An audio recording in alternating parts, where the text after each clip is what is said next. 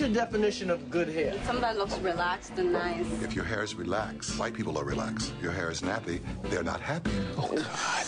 This October, Chris Rock will take you back to your roots. Just yesterday, my daughter came into the house and said, Daddy, how come I don't have good hair? I wonder how she came up with that idea. If your hair is nappy, they are not happy. That's what we're talking about today. Our focus today, of course, is hair. I'll get to it now, but a very good morning to you. Welcome. If you just joined us, you're watching Newsroom. Of course, we're broadcasting live to you. Let me just get myself sorted. Live to you from Johannesburg, here in South Africa. Between 9 and 12 every weekday morning. You know you can stream us live as well. But our question today deals with the politics of hair. And I can tell you this is an issue that is an issue around the world, not just on the African continent. Are we unfairly racializing hair? That is our question today. We would love you to interact with us on this. We'll have some experts on natural hair. We've got a blogger coming in a little bit later to talk to us about that. The politics of hair. Are we unnecessarily racializing the issue of hair? That's where we are today on Newsroom. At 10:30 we'll have the main interviews around that subject, but let's go to Elvis for the news of the morning.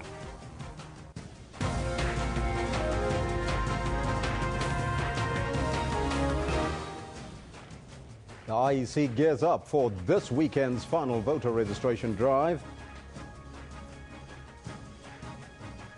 The Home Affairs Department has partnered with the country's 4 major banks to introduce an online application platform for smart ID cards and passports. And a group of religious leaders is expected to meet with the top 6 ANC leaders for talks at Latuli House in Johannesburg today.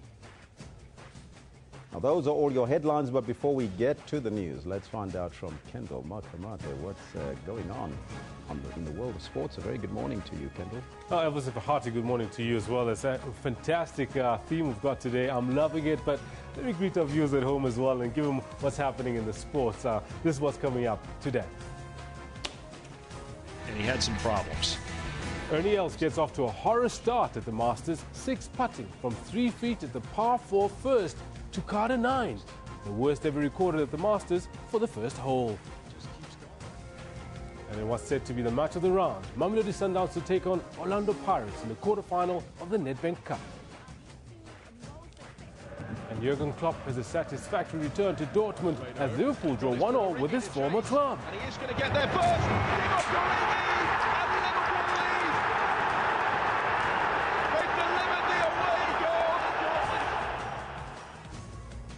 There you have it. It's going to be quite an interesting one. So be sure to stick around for the entire show. You're not going to be sorry. Back to you, Elvis. Thank you, Kendall. That's all coming up a little bit later. But our top story this morning. The Independent Electoral Commission is gearing up for this weekend's final voter registration drive. The IEC says people wanting to register will have to provide formal residential addresses. Machinery is going into overdrive in readiness for the municipal elections in August. The reason why we've actually made what you call that we welcome this announcement is because it gives everybody sufficient time for them to be in a position to actually plan ahead. In line with the Tlokwe Constitutional Court ruling, voters will have to provide particulars of residence to ensure that people vote in their own areas for the candidates they want. It is up to each citizen to actually update their details. That's why we're saying, can you make sure that you update your details? Because yes, we are a mobile society. In fact, a large proportion of the people in this country are always on the move. We have people who originate in different parts of the country, but they reside in different parts of the country. Final registration is this weekend, and the IEC is urging people to take advantage of the process to exercise their constitutional right. Meanwhile, leaders of different political parties will crisscross the country to encourage voters to register. Ntakwana Ngatani, SABC News, Johannesburg. Meanwhile, police's swift reaction has helped to prevent public violence in Vuwani and surrounding villages outside Yondo in Limpopo. Earlier, some residents threatened to embark on protest action aimed at preventing the IEC officials from operating in the area during the voter registration weekend. Some residents do not want their areas to be merged with Malumulele and its surrounding villages to form a new municipality. Moving on, the Home Affairs Department has partnered with the country's 4 major banks to introduce an online application platform for smart ID cards and passports. The pilot program is dedicated to people aged between 30 and 35 and will be available at ABSA, FNB, Nedbank and Standard Bank. It will allow applicants to apply for both documents online before making an appointment with the bank for fingerprints and photos. The process will take 2 weeks from application to collection. At the moment, Home Affairs can only process 2 million ID cards a year, and 38 million green ID books still need to be converted. 12 bank branches, 11 in Gauteng and 1 in Cape Town, will pilot the project. Well, it's all about elections, and we're going to continue that discussion just after this with Heben.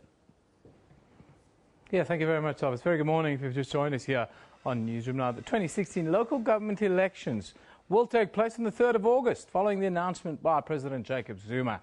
Corporate Governance and Traditional Affairs Minister Desmond Royan will now follow the necessary procedures to proclaim the date. The announcement comes as the Independent Electoral Commission challenges the judgment of the Electoral Court, which invalidated the voters' roll in Tlokwe, as some addresses of voters were said to be missing.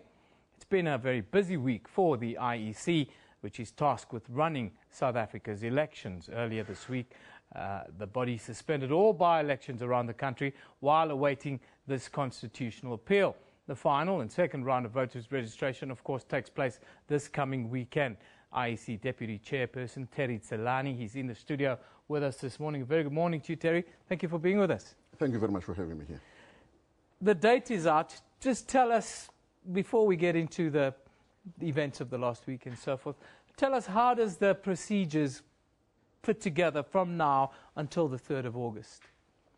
Well, the most important thing is that once the election date has been announced, from our side as the Electoral Commission, we work on the basis of from that date of the elections and coming forward and making sure that all our logistics are in place. So we'll develop an election timetable, and that election timetable will indicate all the necessary steps and things that have got to happen in order for us to have an election, such as registration of parties, closing of the voters' roll, etc., etc.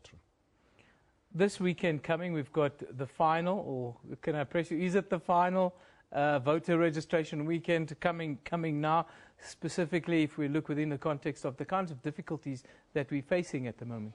It is indeed the last registration weekend that we will have before the local government elections. But obviously, as I've just indicated, we will still open the municipal offices where people can go and register if they miss this weekend. But the focus is for people to go to the voting stations, because we have attempted to make sure that we go closer to the people, so that it does not have to take them a lot of energy and resources for them to travel to the municipal offices. Let's talk about the challenges, the immediate challenges that you guys are facing. Of course, there's the constitutional court challenge. Of course, everything is kind of pending this a little bit. Tell us about your thinking around this process and what's your expectation then? Well, we've decided as a commission to adopt a two-pronged strategy. The first one is to seek clarity in the Constitutional Court in relation to the judgment of the Electoral Court. And at the same time, we have been populating the voters' roll with addresses. We've been encouraging people to update their details, and then those who did not have the addresses, to make sure that they give us information relating to their addresses, or what the Constitutional Court referred to as sufficient particularity. So the two will go hand in hand, and we are not stopping our processes just because we are seeking clarity from the Constitutional Court. So either way, we are proceeding with our preparations to deliver the elections that are free and fair on the 3rd of August. There's a very low number and a quite disturbing number that's doing the round. It's 37% of South Africans have formal addresses. Your research, does that align with that, or is that simply a stab in the dark? No. It is indeed aligned to it, because remember that most of the time when we're using information, it is information derived from what we call NAD, or National Address Directory. Now, the majority of people in the country, as you correctly pointed out, almost 64%, do not actually have, rather 67%, do not actually have conventional addresses. So it becomes important, therefore, for us to find mechanism through which we can be able to locate people within correct voting district, because the purpose of an address or sufficient particularities is to the extent that it assists us to locate people within the correct voting district. More than 60% of the population run the risk of exclusion from this election, from, if I read it correctly. Is that accurate, or is that alarmist?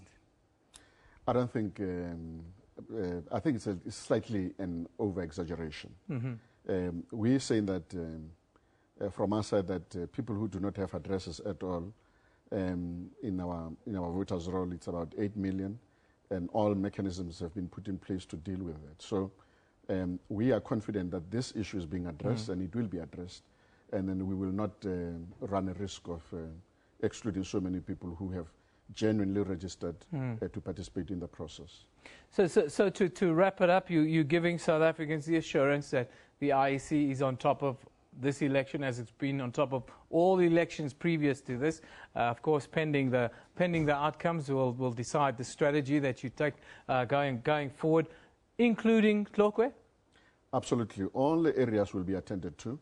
I can confidently say that we will have the elections on the 3rd of August, and that we will make sure that we do not exclude so many millions of our people.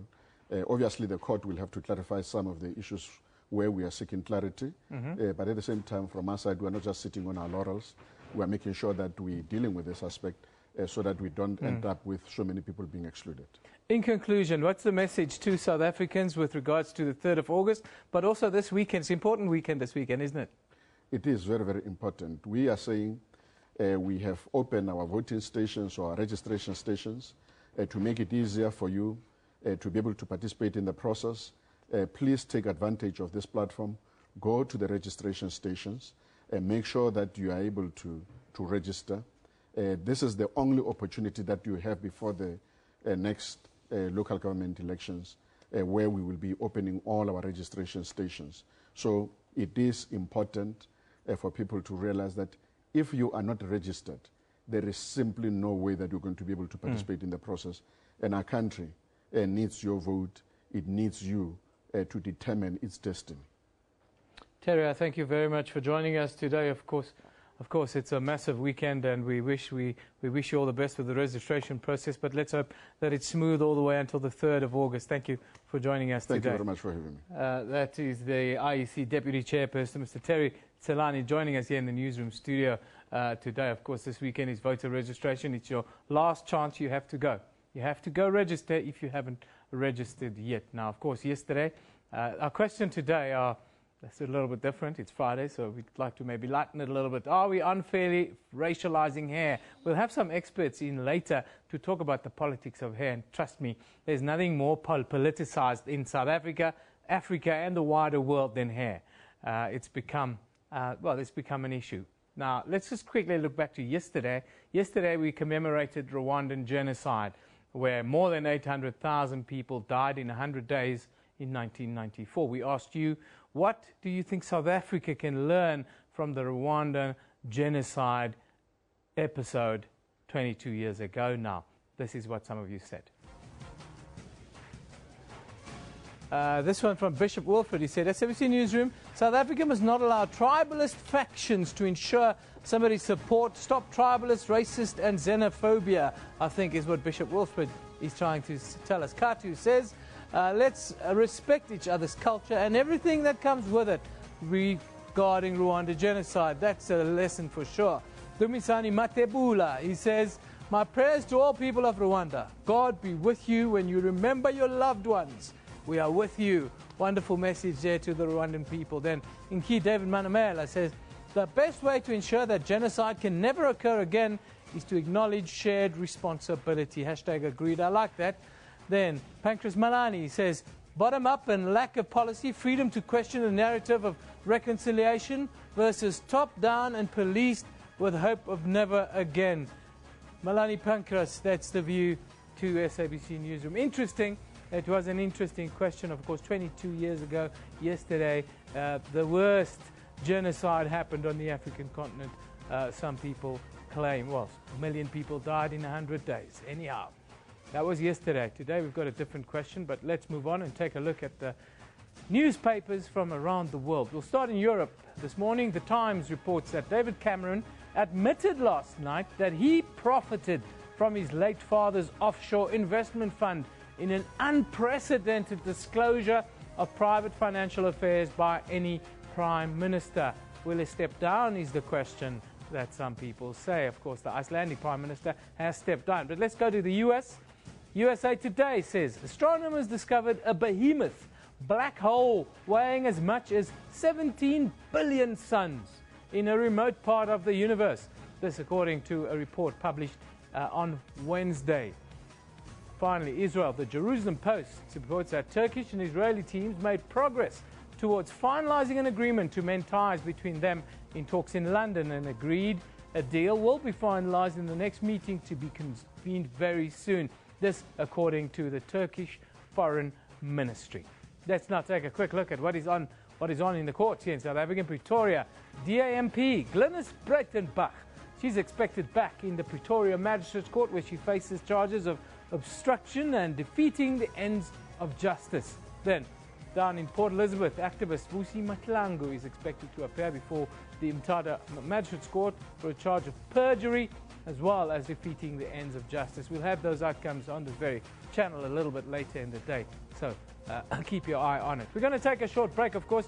We're dealing with the IEC because it's election weekend, but our theme for today is about hair. And we're asking you the question, the politics of hair. Are we unfairly racializing an issue as trivial as one's hair? That's what we're on about here today. We'll have experts in at 10:30 to deconstruct the whole hair conundrum, if one can call it that. So don't go away. After the break, though, we'll still look at our top story today, which, of course, is election weekend. What can we look forward to? Also, the 3rd of August, of course, municipal election date. So don't go away. We'll be back shortly.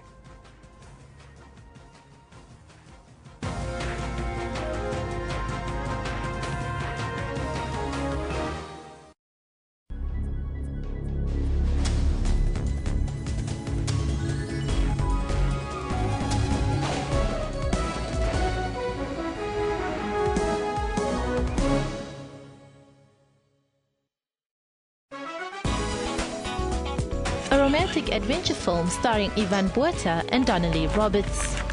The story begins in the beautiful vineyards of Paarl in the Western Cape. The adventure takes off when the characters find themselves on the tropical island of Love, Mauritius. Josephine's work is more interesting and distinguishable. She visits war-stricken zone countries to tell the story of the damage war often leaves behind. This particular exhibition's case, places that are named after conflict or disaster or war or reconciliation. And basically what it is it's a collection of the best animated short films from around the world this year.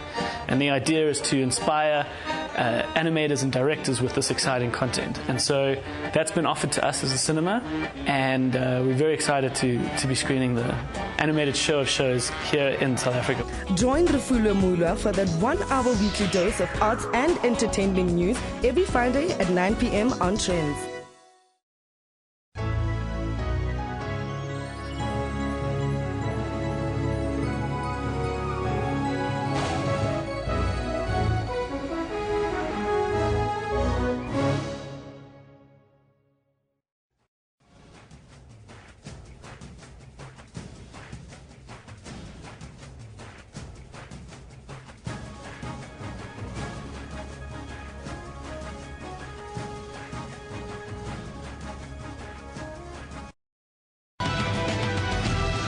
How does this extreme heat affect basic conditions of living? Food spoils more readily, and the risk of food poisoning outbreaks or food poisoning in a household. Should we experience another heat wave soon, and it's coming? First sign is always thirst. Thirst is a sign that already your body started to be dehydrated. And that's a very early sign that most people will be able to sort of pay attention to and then act on. That doesn't warrant any serious medical attention. But the minute that you start to feel slightly nauseous, that you start to feel dizzy, that's a sign that you need to stop what you're doing, get out of the sun, get into a cool area, slow down your intensity, get hydrated, cool down. Join Dr. Sello Mutawung every Saturday from 9 till 10 in the morning. What kind of solutions are those, Sello? Let's be specific. Our racism is a unique blend of racism because there's racism without racists. And a mistake we made was to believe that simply because we had a constitution that said that everybody was equal, that everybody really was equal. Can a party outwardly ban certain media houses, specifically during election manifestos? I think the professor enjoys that neutral position of not having to be conflicted by ethical questions, of having to change the world. That is the position he gets paid to do there in the university. Most of us understand that to be a threat of violence against journalists. No. I mean, it was in a context. Well, I'm trying to explain. Their time in South Africa is over. They must pack their bags and go wherever they came from. Watch Media Monitor with me, Alicia Jali, Sundays at 9 a.m. only on the SABC News Channel.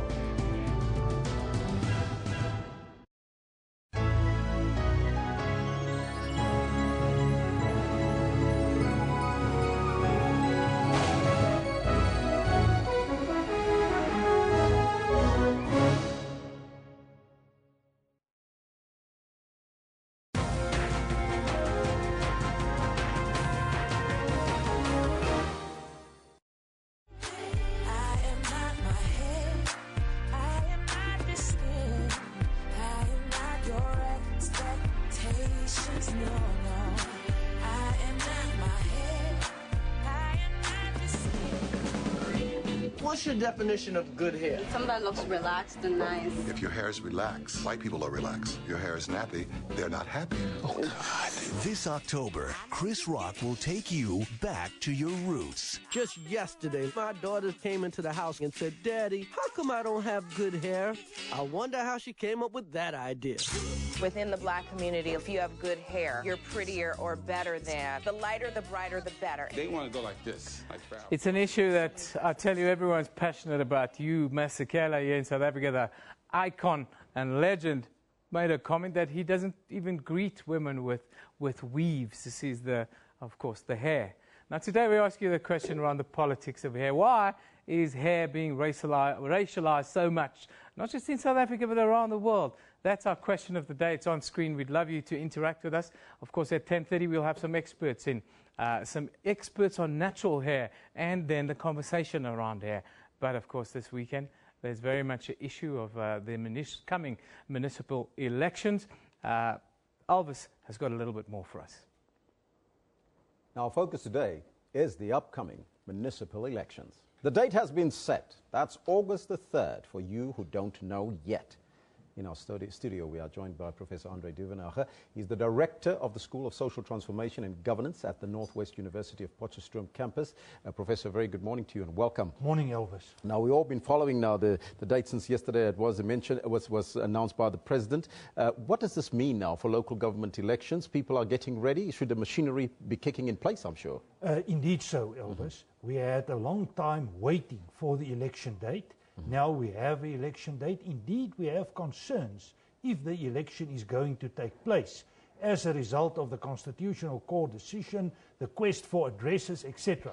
But now we know there's a date and there's not a lot of time available, so the IEC must do a big job to take the elections forward. Now, the IEC has suspended all the by-elections, pending that Concord verdict expected in 2 weeks' time, we believe. What dimension is this bringing into South Africa's elections in general, if we have to look at that? Well, Elvis, my understanding is that Tlokwe and the Tlokwe scenario changes our perspectives on local elections completely. That is why the 12 by-elections in 4 provinces was stopped. We are very close to the time limit of councillors in terms of their mandate, so we need to continue on that line, but they need to stop it as a result of the time frame. So what was the issue in Tlokwe that gave us a sort of, almost like a back step in the process? Elvis, there were about 4,000 people who didn't have proper addresses in that specific voting district. And what was interesting, opposition parties analyzed the voters' roll, and they found people with addresses, but not addresses within the context of that voting district. And that will have far-reaching implications for the outcome in terms of freeness and fairness. So what does that mean? They have addresses, but not in the context of the district. What does that mean? Well, that means they bring in people from the outside to vote in that specific voting district, and that is illegal according to the rules of the game. Now, it seems like the independent candidates in Tlokwe had a very strong case against the IEC leading up to the postponement of the by-elections. What does that mean now? Do they have to now wait for the Court ruling, or can the IEC proceed with elections in Tlokwe? That is the big catch-22 the IEC have at the moment. On the one side, if they need to verify addresses, they must verify 8 million addresses. And I'm not sure if they are going to get that right this weekend. And if they are not going to get this and the election is continuing, then opposition parties and other groups may ask questions about, is the election free and fair? Is there an interim solution that the IEC could use in order perhaps to verify people and their addresses? I think there are ways they can work on cell phone basis and a few other mechanisms, but I believe in the majority of cases it's not going to work. We must also take into consideration that many people in South Africa do not have permanent addresses, and that is then becoming a constitutional matter. Now, because if we look at that, we know there's a number of people that don't have formal addresses, for instance, in informal areas and rural areas and that sort of thing. How will they overcome this particular hurdle? Well, Elvis, I have no clear answer on this, and I believe the IEC, from what I understand, also do not have any answers. They appeal to the Constitutional Court. Probably the Constitutional Court will give some clarity on certain levels about how to implement, but at this time we haven't get anything. Can they get an extension perhaps in terms of getting people to vote without the addresses for now?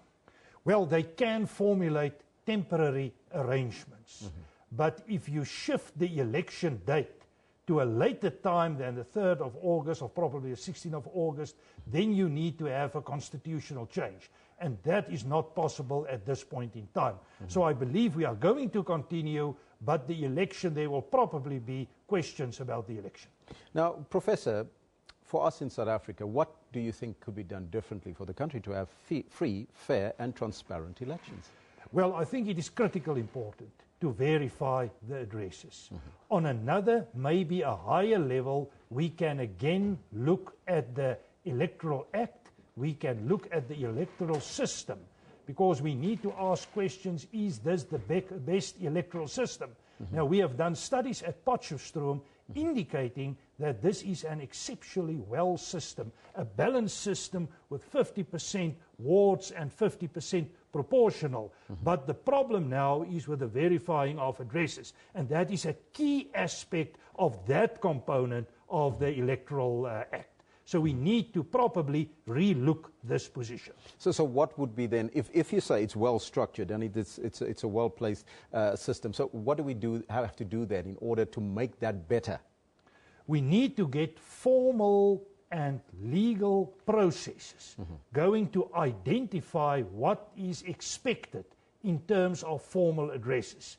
Can you identify a certain area? Well, what is the criteria for a formal address? I think we need to re-look this rather than changing the electoral system as such. So my assessment is, do the fine-tuning, do not change the whole system. Professor, I thank you so much for your time and joining us here in studio. Thank you, Elvis. That was Professor Andre Duvenage from the Northwest University School of Social Transformation and governance. And that is the question. Of course, no, that's not the question we pose to you, but you can let us know what's on your mind also on the Facebook page, on the Twitter page. In terms of the elections, and it's voter registration week, this is the final one, by the way. Let us know about that as well. But the question we pose to you is, are we unfairly racializing hair? Well, the question is it fair to talk about hair when there's no woman in studio? But we'll give that over to Evan. Yeah, we'll get to that. We've got lots of traction on social media around the issue already. So send us your tweets. We'll get it up live. And if you've got questions to ask our experts around the issue of hair politics, that's the hashtag, by the way, hair politics. You can have a look at that and maybe start it around. Of course, we're still dealing with the Independent Electoral Commission. It's still waiting a ruling on their urgent application in the Constitutional Court to appeal the postponement of municipal by-elections in Tlokwe in the northwest. The Electoral Court in Bloemfontein ruled that by-elections be postponed after it was discovered that more than 4,000 addresses were missing from the voters' roll. Last year, the same court ordered the IEC to list the addresses of all voters to ensure no member of the public casts their ballot outside their own district. Now, last year, a Constitutional Court ruling identified weaknesses in the IEC's voters' roll, which allowed voters in 7 wards in the Tlokwe municipality to cast their ballot outside the area of residence. Now, I've got lawyers, they're a couple, Hans Yuri and Clarissa Moorman, joining us on the line to talk about the ruling. A very good morning to you guys. Thank you for joining us. Good morning. Just give us a little bit of clarity on the court ruling and then the subsequent IEC application to the Constitutional Court. How do you view this, Hans Yuri? I think the important thing is to understand is that what the court ordered was actually to confirm what was already contained in legislation. The Electoral Act, and more specifically Section 8.3 and Section 16.3 of the Electoral Act. That is actually where this obligation of ensuring that people register and vote within the boundaries of the voting district where they are ordinary resident. That's where it originates from. And that's the first thing. The second thing is that the court did not order that only people with addresses can participate in the elections. The court said or obliged the IEC to provide participants in the election with a voters' roll or the part of this or segment of the voters' roll containing the addresses where the addresses are available. So in the legislation and in the order, there was already a situation where they catered for a situation where people won't have addresses. I just want to make that very clear. Insofar as Tlokwe is concerned, as you have already said, we discovered that there was around about 4,160. The IEC differed, and they said it's 4,189 voters that were on the voters roll, but that did not have addresses. So that perhaps in Tlokwe, the distinction is that we are not dealing in these specific wards. We're not dealing with the generalization that we are talking about rural areas where it's difficult to verify. And to prove that, we did our own verification of these voters that appear on the list that the IEC provided to us, and we verified their addresses. And they were living in proper houses with street addresses. It's not a matter that it's not available. The difficulty we have is why does those addresses not appear on the voters list? If I can ask Clarissa to maybe step in, Hans Yuri, and just give us kind of view of when do we expect the Constitutional Court ruling, and then tell us what's the implication of that for future elections. Well, first of all, the Constitutional Court ruling will be as soon as possible, I suppose, in view of the fact that the national elections, the elections date has been set for the 3rd of August. Unfortunately, an exact date will not be when the court will rule, I will not be able to provide that. Secondly, for future elections, this decision or the judgment from the Constitutional Court will definitely have a very big implication on future elections and the free and fairness thereof. For once, the IEC has an obligation to provide addresses. The independent candidates have provided mechanisms and has proposed certain suggestions how the IEC can verify and obtain the addresses. For once, in our electoral system, and for future elections, the elections might be classified as free and fair. Hans-Yuri, in conclusion, just give us a quick overview. How many addresses did you check? Well, it was difficult to check all 4,000, but to avoid being accused of being selective, we actually took the first 25 names and the last 10 on the list that the IEC provided per ward. And that's perhaps the most important thing, because it actually confirmed our concerns. The one is, firstly, that the people did have verifiable addresses.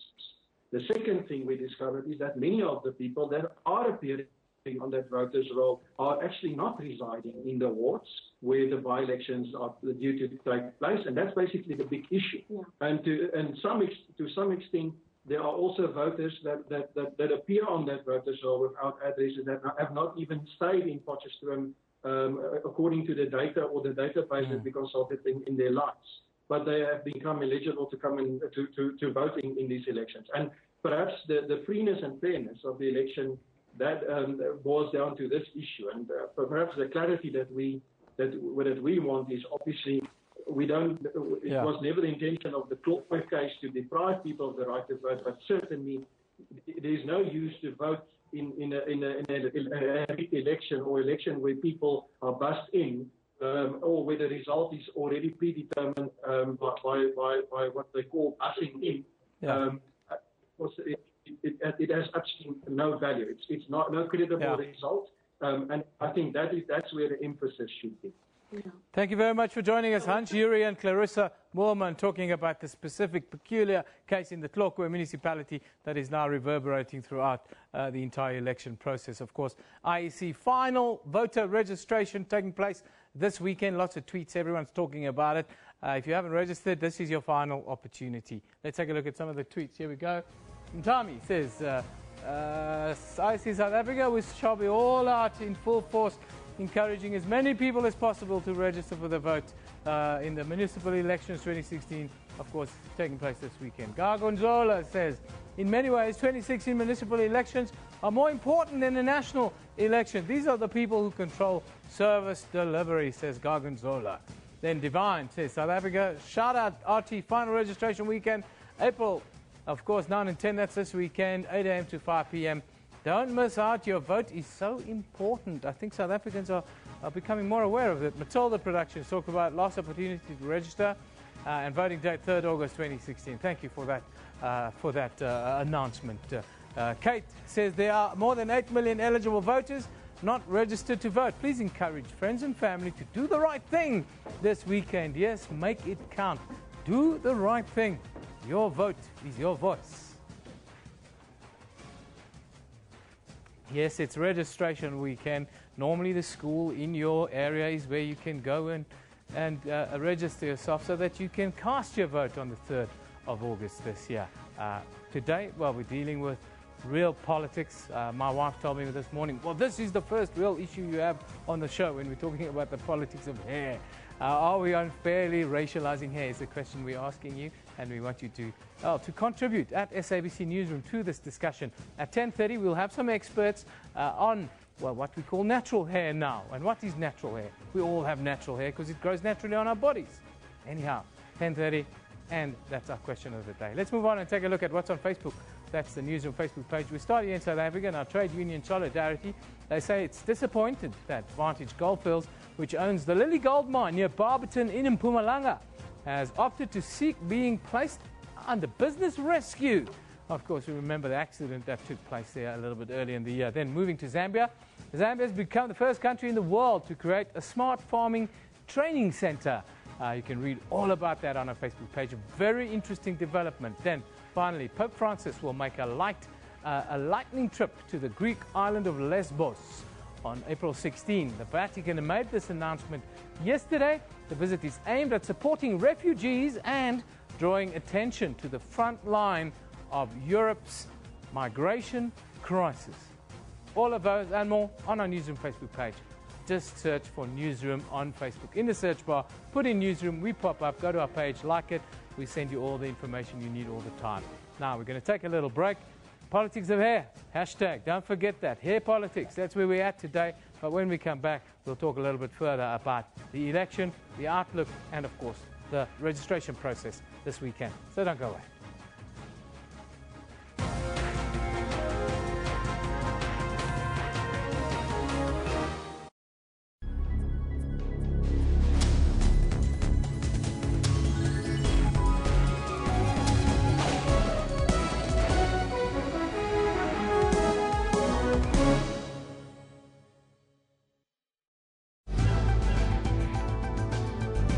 What kind of solutions are those, Sila? Let's be specific. Our racism is a unique blend of racism because there's racism without racists. And the mistake we made was to believe that simply because we had a constitution that said that everybody was equal, that everybody really was equal. Can a party outwardly ban certain media houses, specifically during election manifestos? I think the professor enjoys that neutral position of not having to be conflicted by ethical questions, of having to change the world. That is the position he gets paid to do there in the university. Most of us understand that to be a threat of violence against journalists. No, I mean, it was in a context. Well, I'm trying to explain. Their time in South Africa is over. They must pack their bags and go wherever they came from. Watch Media Monitor with me, Alicia Jali, Sundays at 9 a.m. only on the SABC News Channel.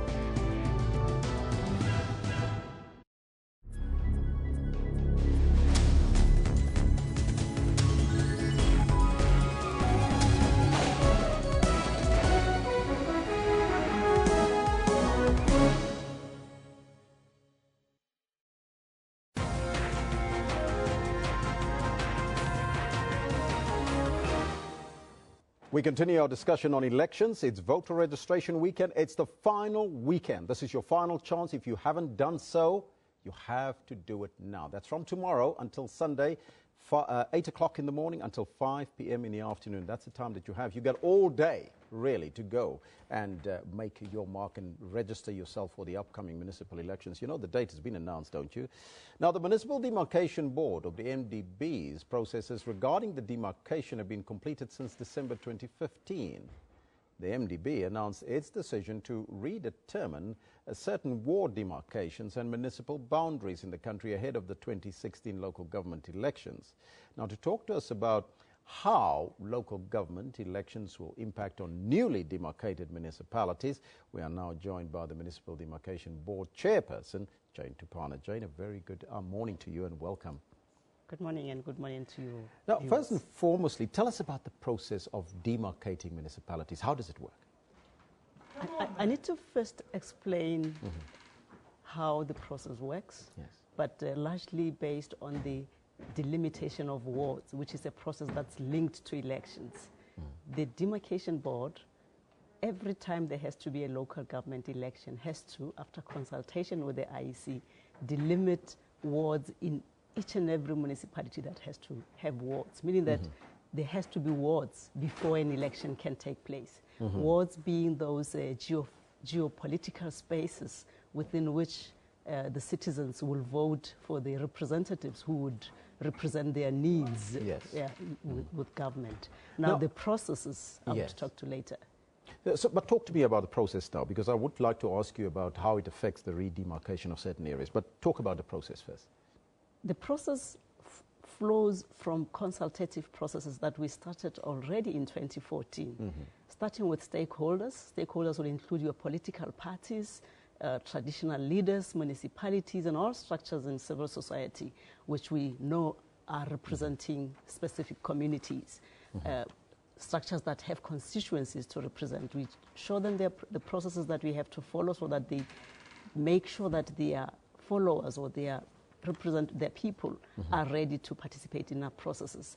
We show them that the wards are delimited based on what we call a norm. Each and every municipality will have its own norm, which is based on the number of registered voters, not the population, the number of registered voters in a particular municipality.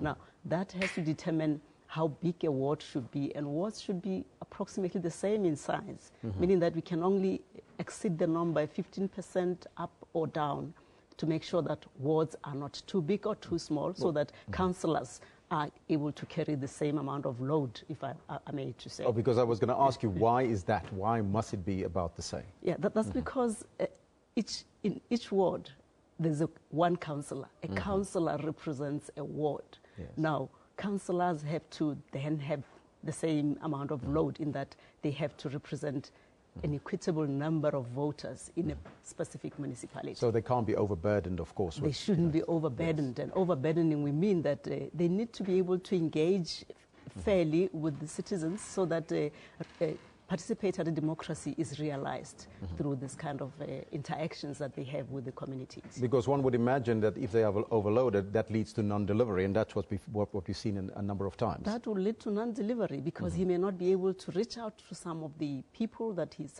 he or she is supposed to represent, and they may not be able to present their needs and aspirations, and therefore their inputs into the planning processes of the municipalities might not be effectively carried out. Where you have demarcation processes in place, you obviously, as you indicate, you consult with the community. But in areas where we have problems such as Malamulele, what do you do in a case like that where people don't want to move or integrate with another municipality? Well, the Malamulele example is a municipality, not a ward. But anyway, how we deal with such concerns would be similar, whether people are raising concerns about municipalities or wards. We simply continuously interact with them. We're guided by law. Unfortunately, we are a constitutional institution. How we do our work is simply guided by law. We do engage with communities as far as is possible. We lay out the criteria that are guiding our processes, and often people understand. And indeed, it's not all the time that everybody will be happy with the outcome, particularly with the wards, because wards, as I said, are geopolitical spaces. People would prefer that they would be in a particular manner. From political side, from those people representing either themselves as independents or political parties, indeed, they might feel it will be better for their parties if wards are delimited in a particular manner. But even for the citizens themselves, some people may feel if a ward boundary didn't change, maybe my needs in terms of housing, my listing on people who should get housing or certain services would be better served if I was still in a particular ward. We continually engage with them. We continue to talk to them. They are representatives. Sometimes, indeed, like at this moment when we are running towards elections, we avoid talking to the masses because it might raise aspirations that the boundaries might be changed. But we continually engage with their leadership, and often they get happy with our explanation. Ms. Dupana, for those communities that are not happy with the process, do they have any recourse? Yes, they do have. Our processes, continuous engagement that we have, we publish our outcomes, for example. Even before we publish, we'll have obtained their inputs. We determine boundaries. And after having determined boundaries, we publish them and invite objections. The law requires that. Okay. And once we have taken objections, we consider them. We would either vary our decision, withdraw it entirely, or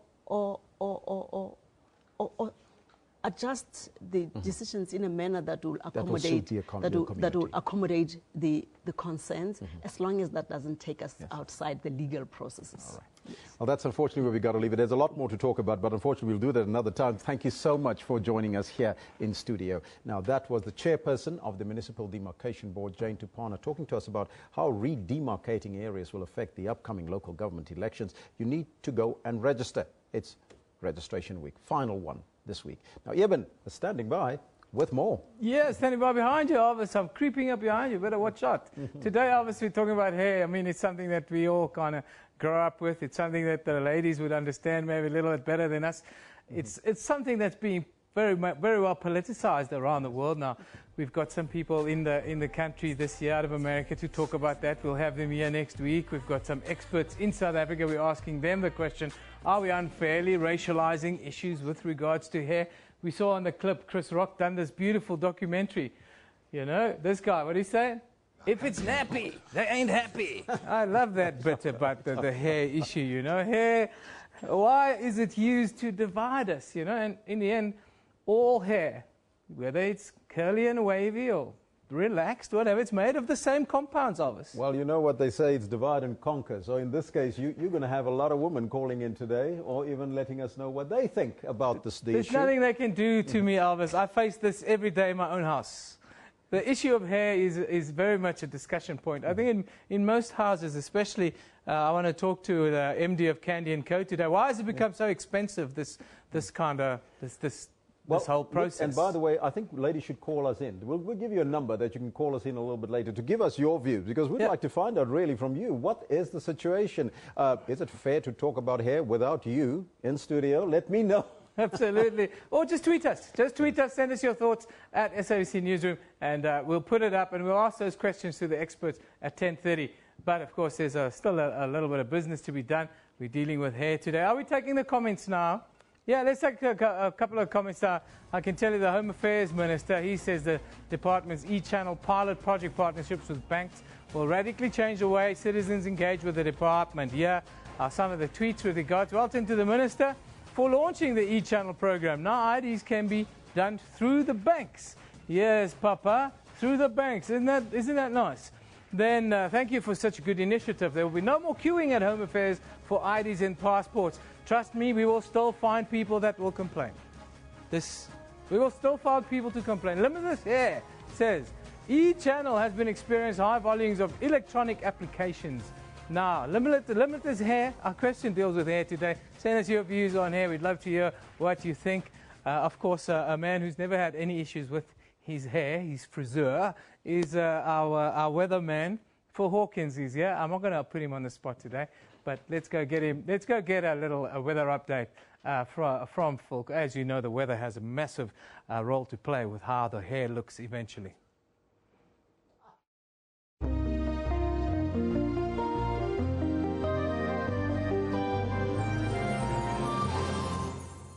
Yeah, thank you very much. Well, let's start off by taking a look at your weather. First of all, what's been going on over the past few hours in terms of your cloud cover. We've seen a lot of it developing through Central Africa's northern regions, and particularly, though, throughout West Africa's southern coastline there. And for today, it's extending all the way north towards Africa's northeastern areas. Now, of course, this is what we're speaking about because it is rather unusual. We are seeing quite a bit of cloud cover over the area, something special there. We're going to see quite a bit of rainfall in association with that as well, particularly, though, extending through towards Addis Ababa and Massawa, the surrounding areas also included there. Now, of course, a lot of rainfall extending through the Central African regions down towards South Africa's eastern regions. We're expecting just a tiny bit of drizzle. That's already passed by for the most part. So for South Africa for today, just expecting that a little bit of cloud cover and rainfall over its far northern parts. Botswana expecting isolated showers as a result as well. Now into tomorrow, a lot of those showers dissipate, especially from the Khartoum area there, especially from Addis Ababa and the surrounding areas, just expecting a little bit of cloud cover and rainfall there. Let's take a look in a little bit more detail what's going on in your local weather. Cape Town peaks at 30 degrees, temperatures in Pretoria at 20, but a lot of cloud cover forecast for the area. Now we're going to see that cloud cover yielding rainfall in Gaborone all the way towards Windhoek as well. Temperatures rising up to about 22 in Lusaka, 21 in Lilongwe. These areas expecting just a little bit of rainfall as well. Now that rainfall does concentrate over Kigali and the surrounding areas, isolated to scattered showers forecast here with a 25-degree maximum. Rather high humidity forecast in the area as well. Nairobi at 27 degrees. Also expecting rather high levels of humidity. Jupiter's at 37 despite dense cloud cover. A lot of rainfall forecast over the past few days. We did see that bringing in rainfall over about the past week. In fact, Addis Ababa expecting a 27-degree maximum and temperatures rising into the 30s throughout the Djibouti towards Massawa region there. It is going to be a hot one as well for a change as we look towards Baghdad. 34-degree maximums, Damascus 31, Cairo 41. Now, these areas, you'll remember, have been going through radical change of season differentiations in terms of your temperatures, and that is no surprise for today. We're going to see some very, very hot ones there, getting a lot more mild as we move towards the northern coastline of West Africa. Tunis peaks at 20 degrees, Algiers 16. Both of these areas receiving rainfall for today. Now, as we saw, a lot of this cloud cover yielding rainfall over West Africa's southern regions, and it extends towards its interior as well. Lagos, although we're not expecting too much rainfall forecast for today, most of the surrounding areas are expecting at least a 30% chance of showers for today. Some of the rural areas getting even more than that. Now, as we move towards Central Africa, once again, we take a look at its western coastlines, expecting isolated to scattered showers. For the most part, only light rainfall here, and that continues towards its interior around Bangui and Kinshasa. Of course, Brazzaville expecting a 27-degree maximum, as is Kinshasa there in the Congo. It's going to be a warm and a humid one. Now, this is where you can contact us with your feedback, whether at sabc.co.za is our email address, or, of course, phone us. 011-714-5077 is the number. That's where I leave your weather for now. Have yourself a great day.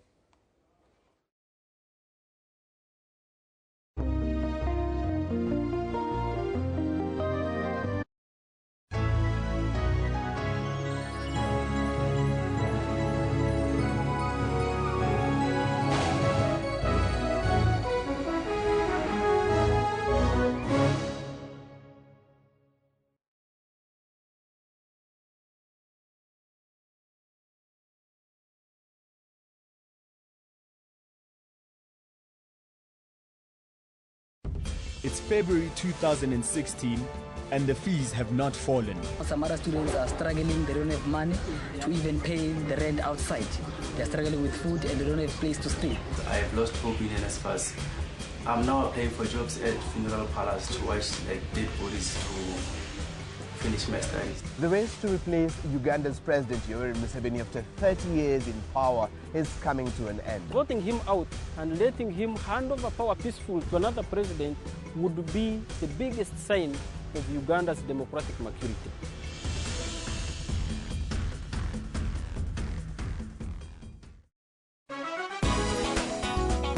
A romantic adventure film starring Ivan Buerta and Donnelly Roberts. The story begins in the beautiful vineyards of Paarl in the Western Cape. The adventure takes off when the characters find themselves on the tropical island of Love, Mauritius. Josephine's work is more interesting and distinguishable. She visits war-stricken zone countries to tell the story of the damage war often leaves behind. This particular exhibition's case, places that are named after conflict or disaster or war or reconciliation. And basically what it is it's a collection of the best animated short films from around the world this year. And the idea is to inspire animators and directors with this exciting content. And so that's been offered to us as a cinema, and we're very excited to be screening the animated show of shows here in South Africa. Join Refulo Mulwa for that 1 hour weekly dose of arts and entertainment news every Friday at 9 p.m. on Trends.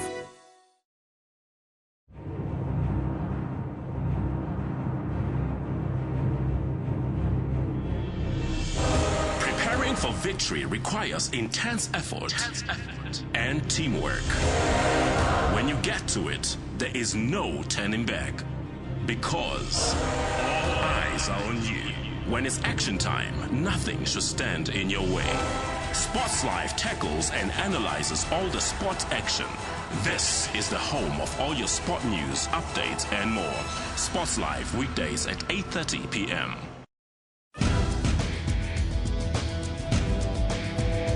In Africa, technology has created many new ways of doing things. ICT is an increasingly important part of everybody's life. It's being used in education, for social media, and now for farming too. The best thing about internet for a farmer is that we get to share information. On Network, we give you all the important African technology and social media news. That's Network with me, Spumelele Zondi, every Sunday at 7:30 p.m. Central African Time, only on SABC News. It's February 2016 and the fees have not fallen. Some other students are struggling, they don't have money to even pay the rent outside. They're struggling with food and they don't have a place to stay. I have lost hope in NSFAS. I'm now applying for jobs at funeral parlors to watch dead bodies to finish my studies. The race to replace Uganda's President Yoweri Museveni after 30 years in power is coming to an end. Voting him out and letting him hand over power peacefully to another president would be the biggest sign of Uganda's democratic maturity.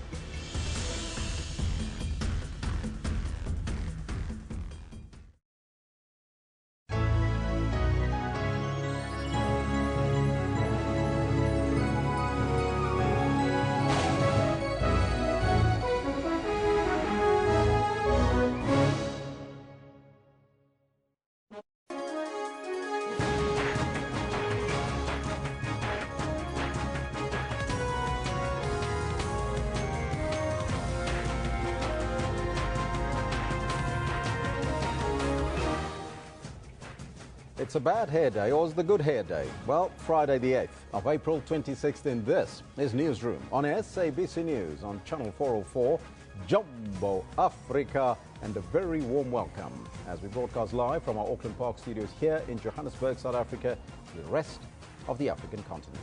I'm Elvis Preston. I'll be with you until 12 o'clock. As you know, we're also streaming live on YouTube with the entire show available on our YouTube channel. On our question of the day, we're asking you, are we unfairly racializing hair? That is the question I would like to find out from you. We'll also open up a line a little bit later. We'll give you that number to call us in studio so you can let us know if you have a bad hair day or a good hair day today. Let us know at SABC Newsroom as well as on our Facebook page. By the way, if you like us there, you can have a scary, hairy day. You can let us know what's on your mind. But before we do that, let's take a look at all your headlines.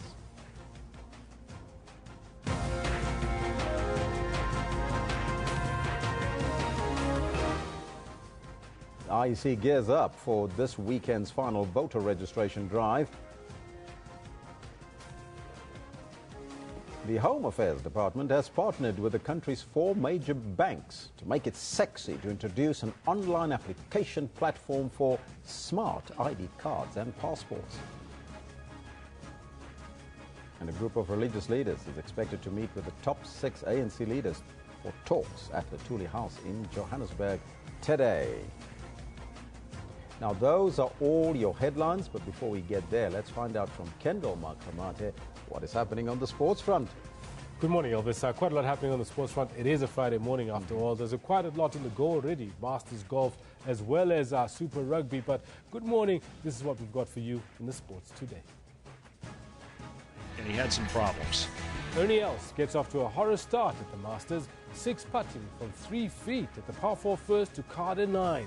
The worst ever recorded at the Masters for the first hole. And what's said to be the match of the round, Mamelodi Sundowns to take on Orlando Pirates in the quarterfinal of the Nedbank Cup. All this as Jurgen Klopp has a satisfactory return to Dortmund as Liverpool draw 1-1 with his former club.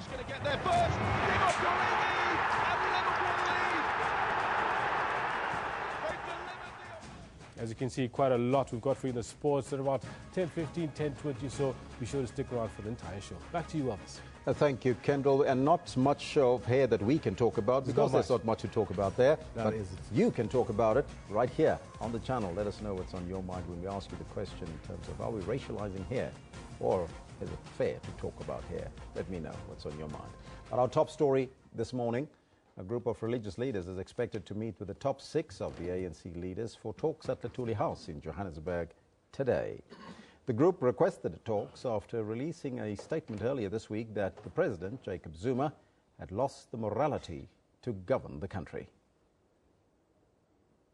The religious leaders are expected to ask party leaders to take decisive action against President Jacob Zuma. The group says the president's apology following the Constitutional Court judgment on Nkandla is not enough. It says the recent events have led to the leadership crisis that the country is currently facing. Meanwhile, the Independent Electoral Commission is gearing up for this weekend's final voter registration drive. The IEC says people wanting to register will have to provide formal residential addresses. The IEC machinery is going into overdrive in readiness for the municipal elections in August. The reason why we've actually made that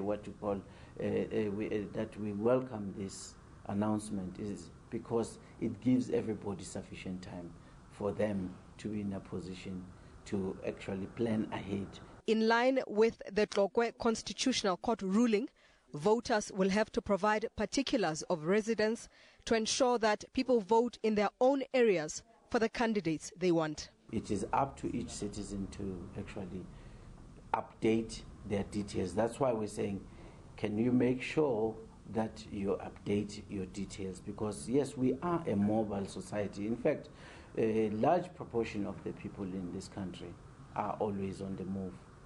We have people who originate in different parts of the country, but they reside in different parts of the country. Final registration is this weekend And the IEC is urging people to take advantage of the process to exercise their constitutional right.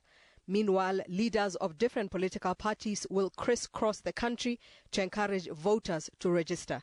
Ntakwana Ngatani, SABC News, Johannesburg.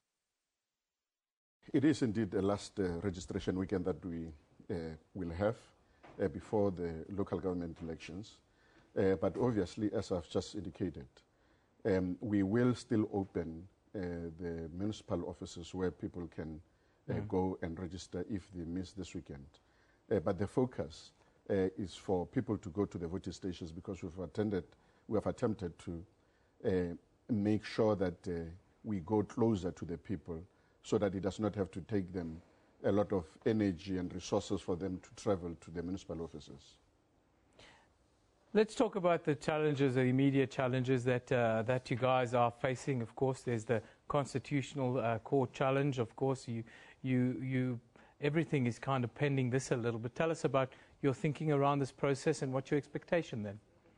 Well, we've decided as a commission to adopt a two-pronged strategy. The first one is to seek clarity in the Constitutional Court in relation to the judgment of the Electoral Court. And at the same time, we have been populating the voters' roll with addresses. We've been encouraging people to update their details, and then those who did not have the addresses to make sure that they give us information relating to their addresses, or what the Constitutional Court referred to as sufficient particularity. So the two will go hand in hand, and we are not stopping our processes just because we are seeking clarity from the Constitutional Court. So either way, we are proceeding with our preparations to deliver the elections that are free and fair on the 3rd of August.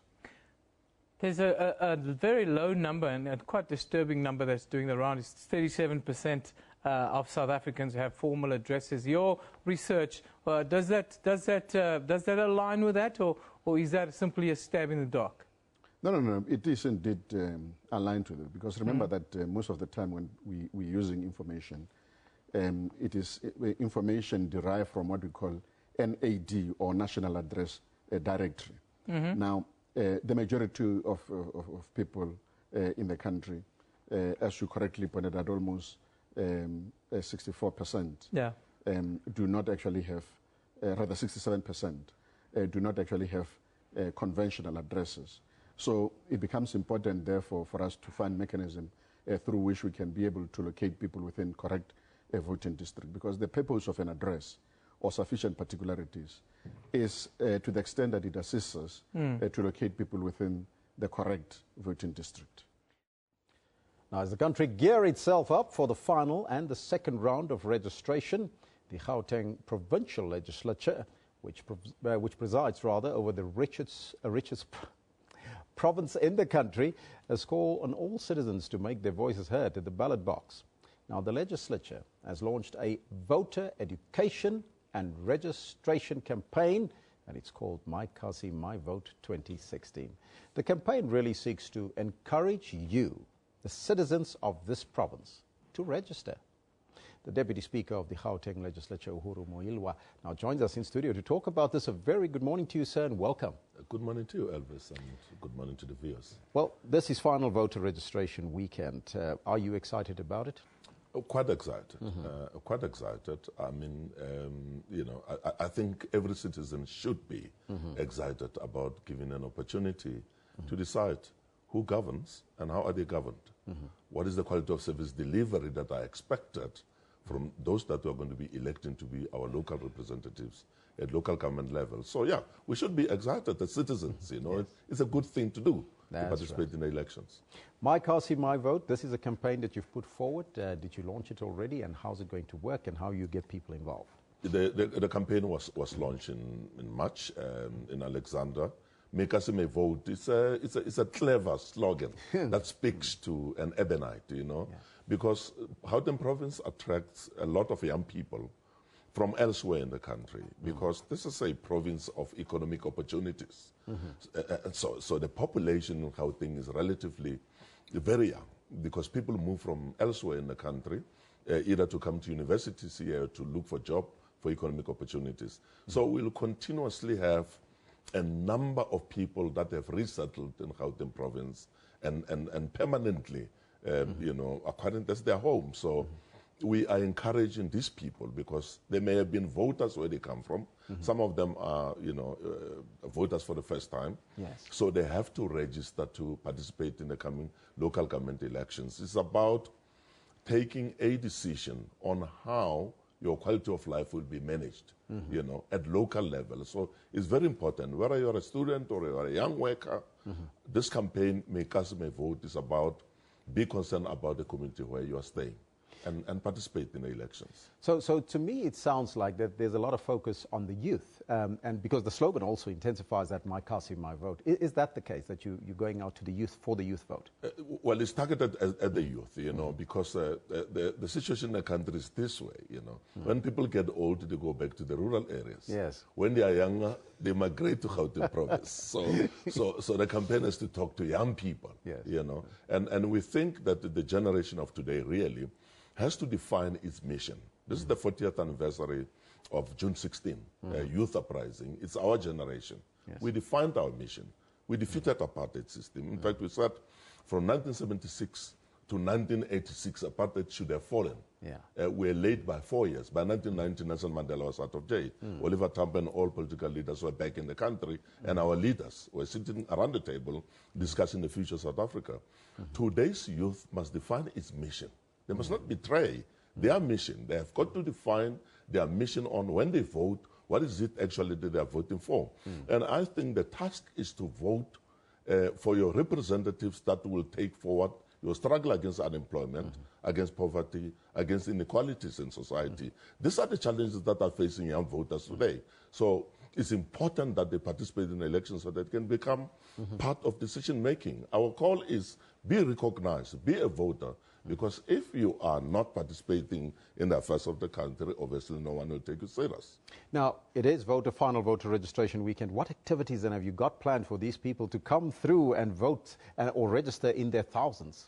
Well, we've got canvassers, you know. We have engaged young people who are prepared to work for the country for a pittance, you know. Yes. They are all over in the regions of Gauteng, Ekurhuleni, Tshwane, West Rand, City of Johannesburg, you know, Citibank region.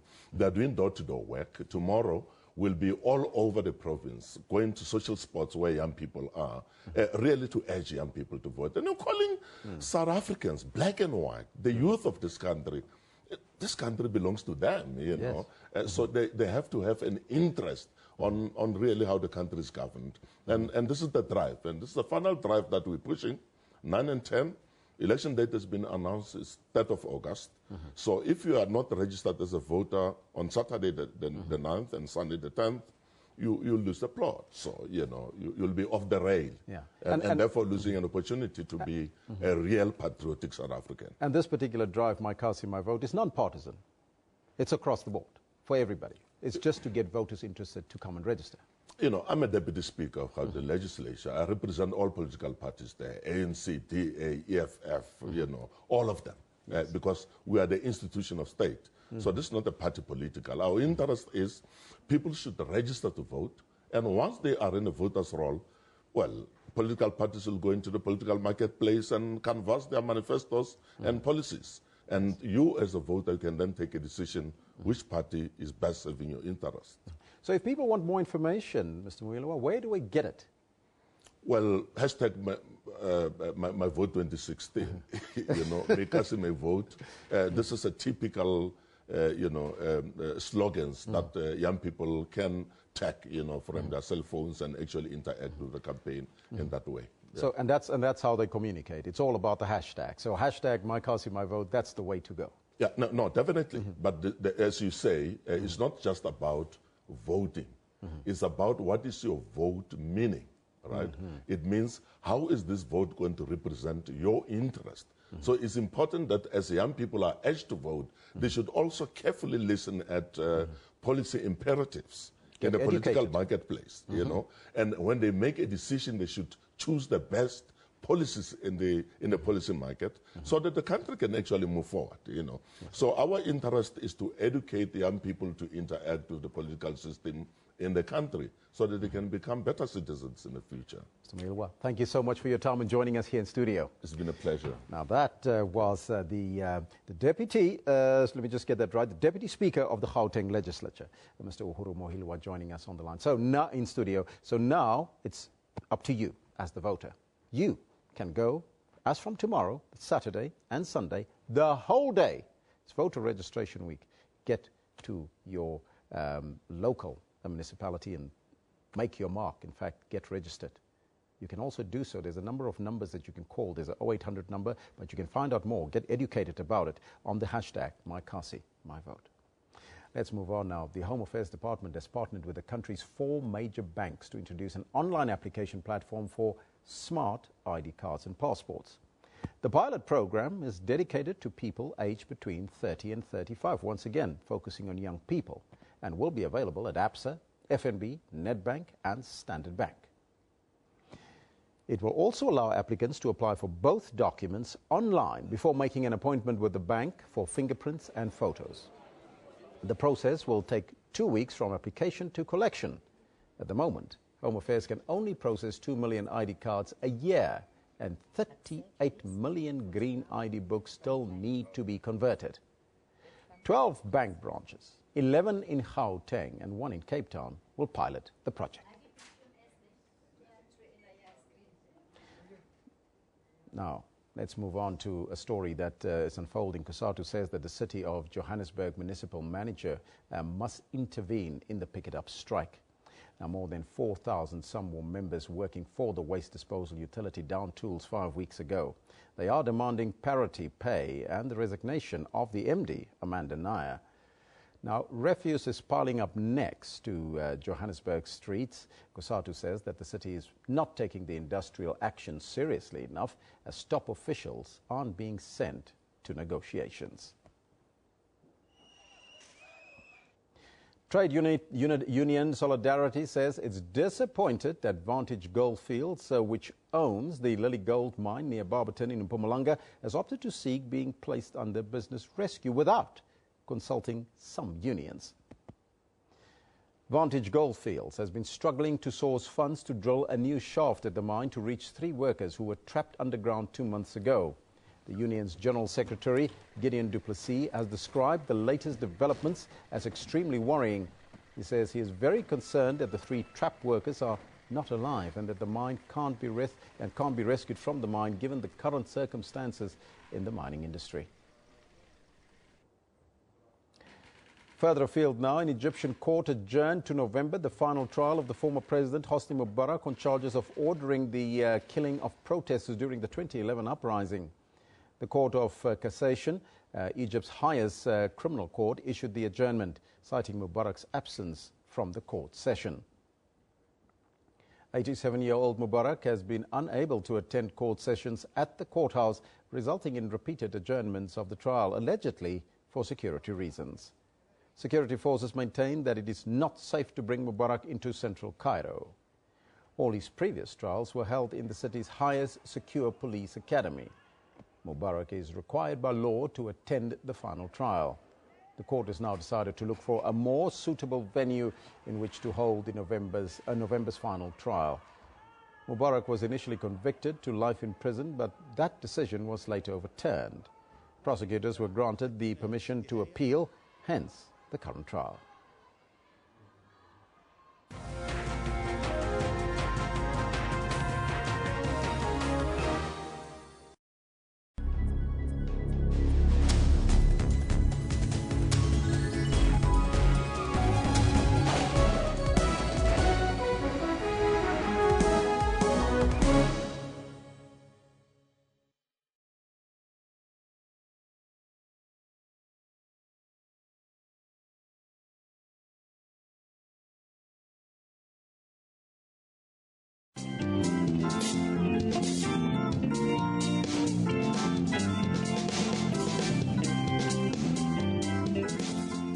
Ephraim defied family and traditions to follow her dream.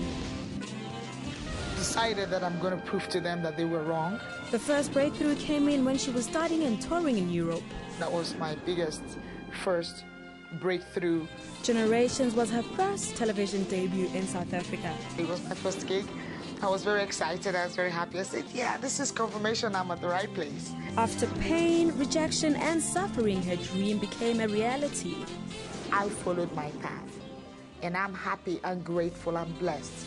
Join your host, Wileng Mulabati, on Rupilong every Friday at 17:30.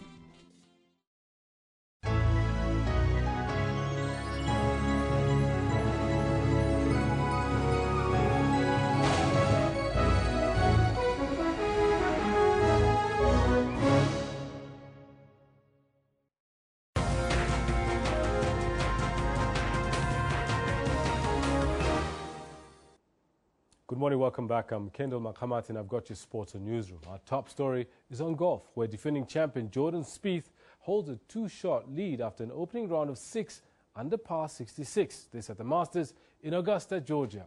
New Zealand's Danny Lee and Shane Lowry of Ireland are on 4 under at the year's first major. Spieth has become the first defending champion since Jack Nicklaus in 1966 to hold the first-round lead the following year. Spieth sent an early warning to his fellow golfers with a flawless first round at the challenging Augusta course, which included 6 birdies.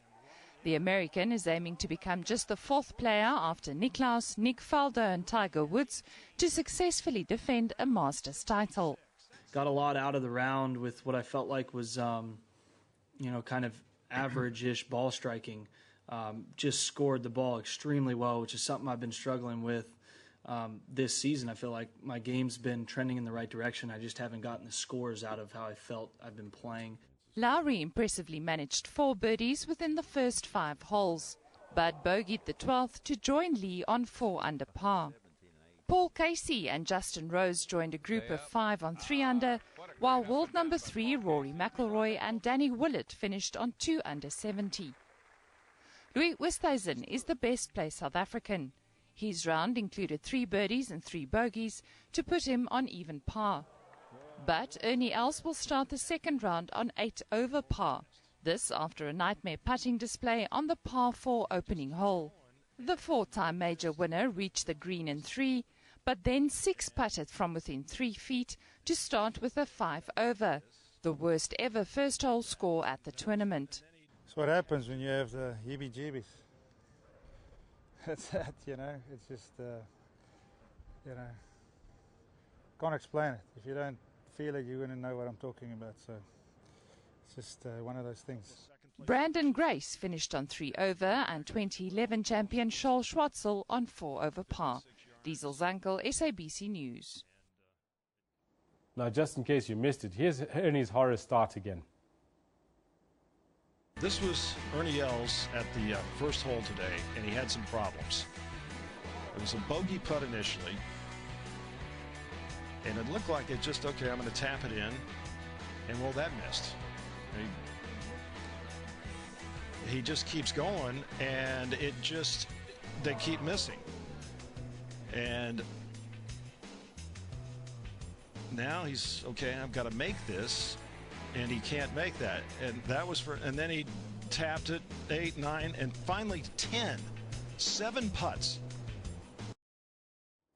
Hope those heebie-jeebies depart from his golfing for today, and he actually picks up his form. Now, 4 spots were up for grabs when 8 teams battled it out for a place in the 2015-2016 Nedbank Cup semi-final. This comes after the quarterfinal draw conducted at the Randburg. Now, Baroka are the only lower league team still left in the competition, having beaten both Chippa United and Golden Arrows so far this year. Dubbed the final before the final, Mamelodi Sundowns takes on Orlando Pirates in the quarterfinal of this season's Nedbank Cup. With Eric Tindler's troops out of the league contention, the Sea Robbers will look to redeem themselves with the silverware. Baroka FC, on the other hand, will look to emulate their success of 2011. While playing in the Vodacom League, which is a third-tier league division, they downed Morocco Swallows and Kaizer Chiefs to reach the Nedbank Cup semi-finals. Having already claimed the scalp of 2 PSL sides, the National First Division lock leaders aims to add Polokwane City to their list of high-profile victims. In other fixtures, SuperSport United welcome high-flying Mpumalanga Black Aces, while Free State Stars will have their hands full when they take on Piet Wits. Joseph Mohale, SABC News. Staying with football news, Liverpool manager Jurgen Klopp enjoyed a satisfying return to Borussia Dortmund as his new side frustrated his former charges and claimed a valuable away goal to draw 1-1 in their Europa League quarter-final first leg on Thursday. Here's a quick look at the goals. Moreno, they've got it for Origi to chase, and he is going to get there first.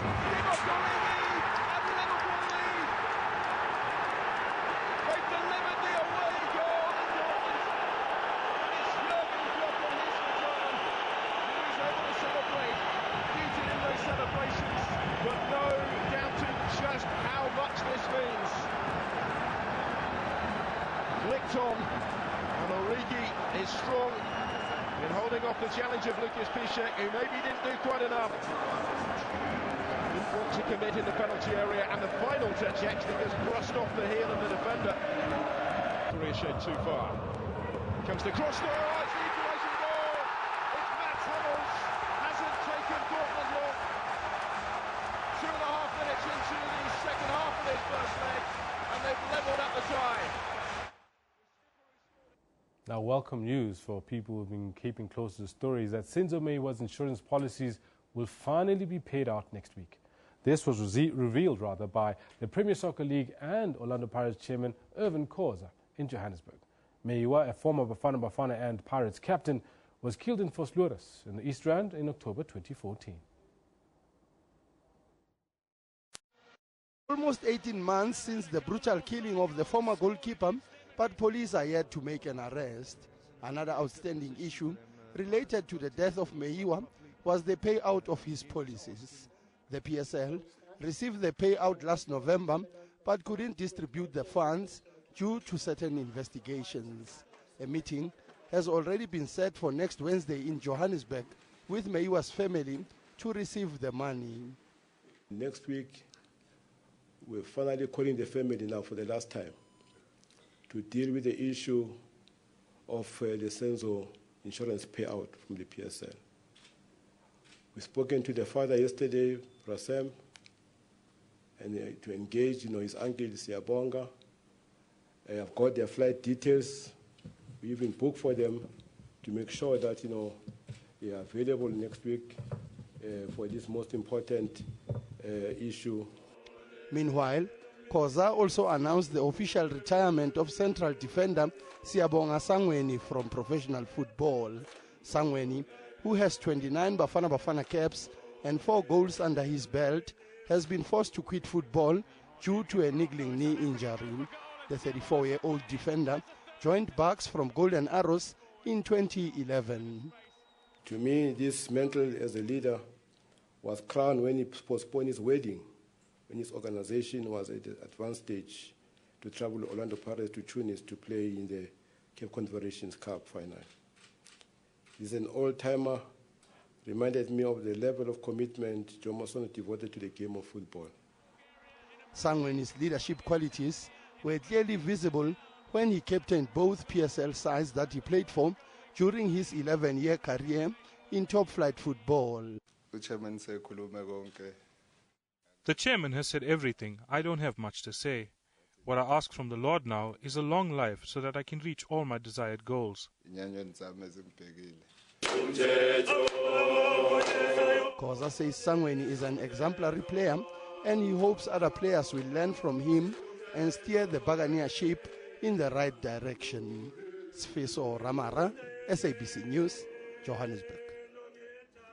Now the Chiefs, 2-time Super Rugby champions, enjoy home ground advantage as they take on the resurgent Blues in a Kiwi derby. The referee is Jamie Nutbrown from Canterbury. The Chiefs did not take long to get onto the scoreboard. Let's take a quick look at the highlights so far. Weber again, away to Elliott, the offload. Low, drops a beautiful back and field to Weber. Close to the line, and that's a try. It's a try to Mitchell Graham. They'll have to go upstairs, but it looks good. Fair try. Well, they deserve it for the play that they exhibited, don't they? The support play, the punch from Weber, and especially from Mitchell Graham for a prop, getting across there into the corner and scooping up the crumbs. Well done. And there's that smile again. Some of his teammates think it's a little creepy. Not just some of his teammates either, I suggest, TJ. Referee has the arm out here to the Blues. This one's right in front of the posts. Gibson can't take it cleanly. And this surely too good of an opportunity to turn down this. Well, here's Ihia West in line with the right hand upright. And the Blues are on the board. It's 5-3 in Hamilton. Tamani Balu pops it up to Molly. Now Retallick clears it away, leads, and Stevenson's in the corner. Clinical finishing from the Chiefs. And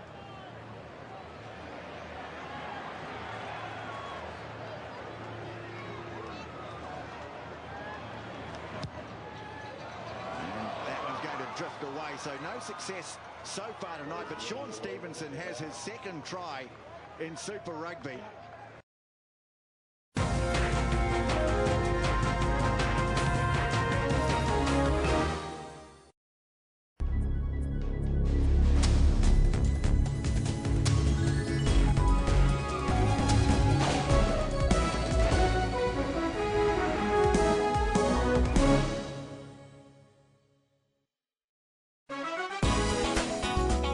A romantic adventure film starring Ivan Buerta and Donnelly Roberts.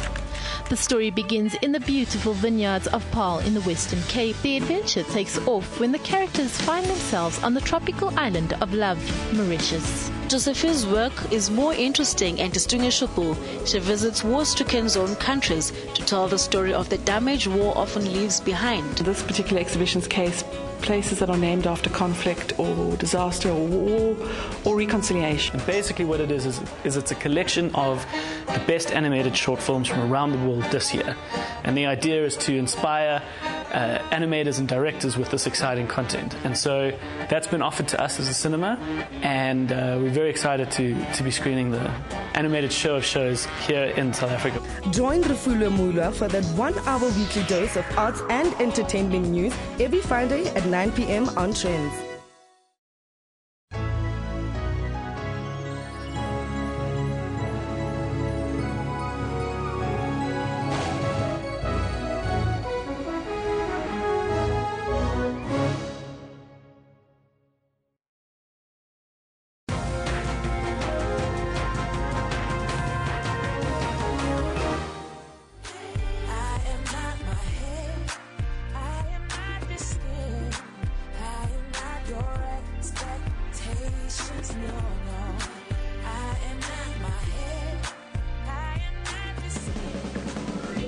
What's your definition of good hair? Something that looks relaxed and nice. If your hair is relaxed, white people are relaxed. Your hair is nappy, they're not happy. Oh, God. This October, Chris Rock will take you back to your roots. Just yesterday, my daughters came into the house and said, Daddy, how come I don't have good hair? I wonder how she came up with that idea. Within the black community, if you have good hair, you're prettier or better than. The lighter, the brighter, the better. They want to go like this, like Farrah Fawcett. There's so many pressures to straighten your hair. Look at my ring, still there. Relax is the chemical that will take a black woman's hair from this and change it into this. It's kind of like a torture session. Could you tell us how dangerous relaxer is? Sodium hydroxide will burn through your skin. So that can's got a good purge. This whole side was burnt off, and that's how the asymmetrical look came in with salt and pepper. So you saying your hair's addicted to relaxer? I am on the creamy crack. Creamy crack. So what's in your hair now? This is a weave. This is a weave. 2 pieces here, you know, like extensions. Like that. The black hair business is a $9 billion business. One of these can run you $5,000. Well, I have a layaway plan, so you can lay away the weave. That's right. Have you ever put your hand through a black woman's hair? Hell no, not a black woman. You just don't touch it. Do not touch my weave. No. Does your wife let you touch her hair? The question is, do I let her touch mine? Weave sex is a little awkward. What do? I guess stay on top. This is a 7,000-pound batch of relaxer. This will last Prince about a month. Get ready to go around the world. Right now, I have Indian hair. Human hair is India's biggest export. Minimum 10 inch to 40. 10 inches and better. Yes. It's like porno. Tell me. in the award-winning new comedy that Vanity Fair calls hilarious. Has anybody ever tried to steal your hair? No. If you see some black women, just run the other way. What I really wanted to know, if I could make any money selling black hair. Black hair! Would you like to buy some black hair? They don't want to look like, alpha cut like this. You make sure the hair straight, look more natural. So my nappy hair is not worth anything. Good hair. My advice for men when they're making love to a woman who has weave is keep your hands on it.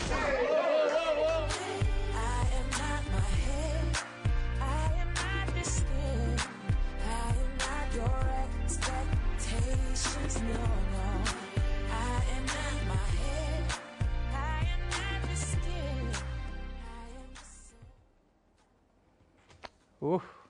Now today we're discussing this issue of hair, natural, weaves, braids, the topic that continues to divide opinion. Is hair over-politicized in today's world? That's the question we ask you. Should you be allowed to do with your hair what you want without being criticized for not sticking to your roots or your culture? In South Africa, music icon Hugh Masekela, the legend, he's well known for his aversion to black women with weaves. For instance, hair has been politicized, even racialized, some would argue, for thousands of years. Is this driven by a false New World perception of what constitutes beauty? And is this, in turn, even further racialized then?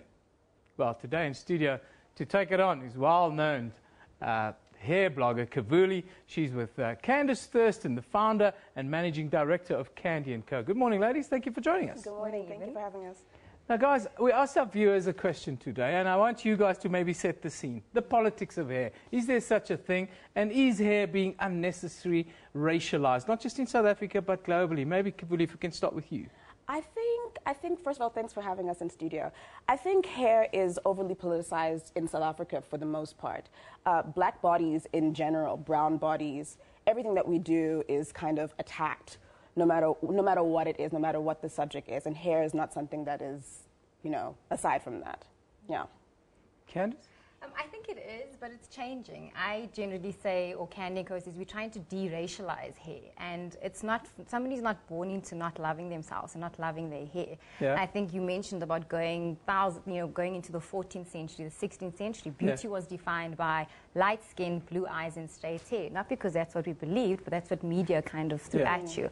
So where we sit right now, and you mentioned the whole natural hair kind of space, is it's happened because people are like, am I a natural girl or a weave girl? Yeah. It's not even about race anymore. It's about what style, kind of defines you as a person. So it is, but I think, our duty is to change it and really have women love themselves for what they have. Are black women unduly criticized for wearing a weave, for instance? I mean, you told me you're wearing hair extensions, for instance. Why aren't people up your grill because you're wearing hair extension? But if a black woman wears it, it would be a problem. Is that where we're living? We are, but I think it's, I mentioned to you, South America is the biggest consumer of hair extensions. So we're not sitting there and saying, Kim Kardashian's wearing hair extensions, Kylie Jenner is wearing a blonde wig, I've got hair extensions, nobody's judging me for that. So when we actually look at hair, I come from a mixed race background where hair was a big thing. I'd walk in with my mom who has hair like Kavuli's, and I would walk in with straight hair, and hair salons. They'd say, we do your type of hair, but we don't do your type of hair. So then growing up, that's why people are like, what's the right hair and what's the wrong hair? And specifically in South Africa, with Candy & Co being a hair salon, we have women say, no, but your hair's better than my hair, and my hair's better. I'm like, what does that even mean? Hair is hair. Can you tell us about beauty in today's world, about the place that hair has in the world of beauty? And is it the most important aspect for a woman to understand the concept of beauty through hair? I think for black women, hair is really, really important. I mean, if a black woman walks out of the house and her hair's not right, she doesn't really feel beautiful. She doesn't feel her best. Well, obviously as a black woman, I can only speak from that space. It is really important, but is it something that needs to be focused on that much? I'm not really sure. It's not only black women, I can tell you. I've been on television now for 22 years. For the first 12, 15 years of it, the only thing my mother ever commented on television was, what did you do with your hair? Is it that kind of pressure that we're under also? Absolutely. So I think I've chatted to lots of women from different, I think, working in a global company, worked overseas, and hair is definitely the #1 thing, even above facial and makeup, the #1 thing that women concentrate on. And I can say if I go and put, braids in, or I do a blow wave, I walk out saying, I don't care what clothes I'm wearing. When my hair is done, my life is on. I feel great. But I think Willy's right in that from, a black woman's perspective when it comes to hair, there's so much damage in the salon environment, but it's a massive emotional thing that's there because of, in Chris Rock's movie, he spoke about creamy crack being relaxers. There's lots of misconception in this space, and even if I pull out a strand of your hair, Willy's hair, and my hair, and we all pull it out, it's all the same hair. Yeah, it's the same It's just about curl texture, exactly. And we need to de-racialize hair. Hair should be spoken about types. And I use an analogy. When women buy, bras, you don't say I've got Portuguese boobs and I've got Spanish boobs. It's a bra type. Yeah, you've got a bra type size, 1 sure. is straight hair, type 2 is wavy hair, which is mine, type 3 is Willy's hair, or even type 4 is highly textured. So if you understand what type of hair you have, you understand what products you need for that space. Now, Kavuli, you choose to go natural with your natural look. Tell me about the reaction that people give you, and also why you make this decision. It's not a political thing, is it?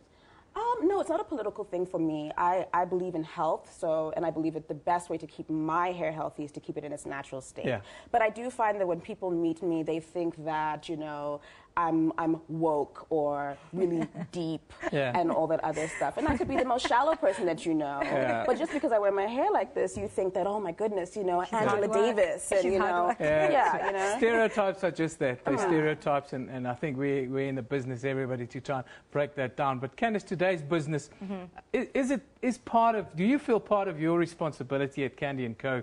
is to take women back, not just black women, but all women back to appreciating their own hair and finding ways to look after their own natural look. You've literally cracked what Candy & Co. is all about. We say Candy & Co. is a salon that specializes in highly textured hair, but our vision is that you can have a black woman, mixed race woman, Indian woman sitting next to each other in a salon doing their hair and getting the best kind of service. And Kavuli's got natural hair, but if she wants to put a weave in, put a weave on. If you want to put braids in, if she wants to wear a blonde wig, that's okay. It's whatever you want and feel confident in yourself. So there's no rules to this is what you need to do. Natural girls are now putting on weaves as protective styling, and Kavuli can tell you more about the protective styling. So you're saying finally we're free and you can do what you want. That's the premise of it. But what about the comments then, Kavuli, of someone like South African icon Municipal? He comes out and he's had a big thing around hair, and he's very passionate about it, and we love him for it. But the kinds of things that you read in mainstream media is that he won't, for instance, greet a black woman who's wearing a weave, for instance, because this is some form of sellout or whatever it is. How do you view that? Or do you have a few choice words that you want to share with great Yuma Sekela, for instance? I respect Ntate. He is who he is, and it's up to him to have his opinion. I do think that he should focus more on men's issues and kind of leave women alone. There's a lot of things that he could speak about. He could speak about domestic violence. I think my hair and how, Candace and I decide to wear our hair is really none of his business. And, our cultures are changing. I think he needs to stay in his lane. I really do. Stay in your lane. I'm sure Yuma Sekela has never heard that in his life. Stay in your lane, Governor.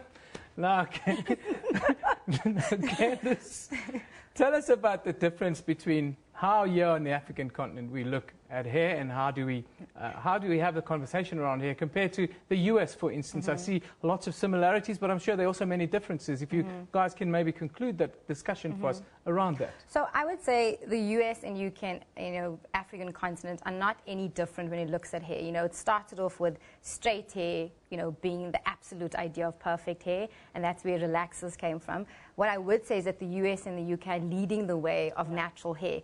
And natural hair, the only major reason that women have not been wearing it is because there's been no products in the market, and there's been no education on how to basically look after your natural hair. So, the US and UK women woke up and were like, I'm tired of relaxing my hair. I'm going to concoct products in my kitchen so I can look after it. So they, I would say, are probably 2 or 3 years ahead of us. But for me personally, in probably 4 years, we'll all be on the same level. So it's really the psychology of hair wherever you are in the world. Is that where the Good Hair Diaries, the blog that we see on screen now, is that where the Good Hair Diaries diaries come from? Yeah, actually, it was inspired by that clip that you were showing before. Chris Rock's Good Hair. I decided to name the blog Good Hair Diaries. And yeah, this is where we teach women how to take care of their hair. And, you know, with the blog and now having salons like Candy & Co., you know, you're able to go into a salon and really say to a stylist, this is what I want, this is what I envision. And they can say, let's do this for you in the healthiest way possible. You are free to have your own hair. Now, quickly, Candice, we've got Design Essentials. You mentioned about this move to show women how to look after natural hair and how to, you've got stylists from all over the world coming in, big name stylists and the like.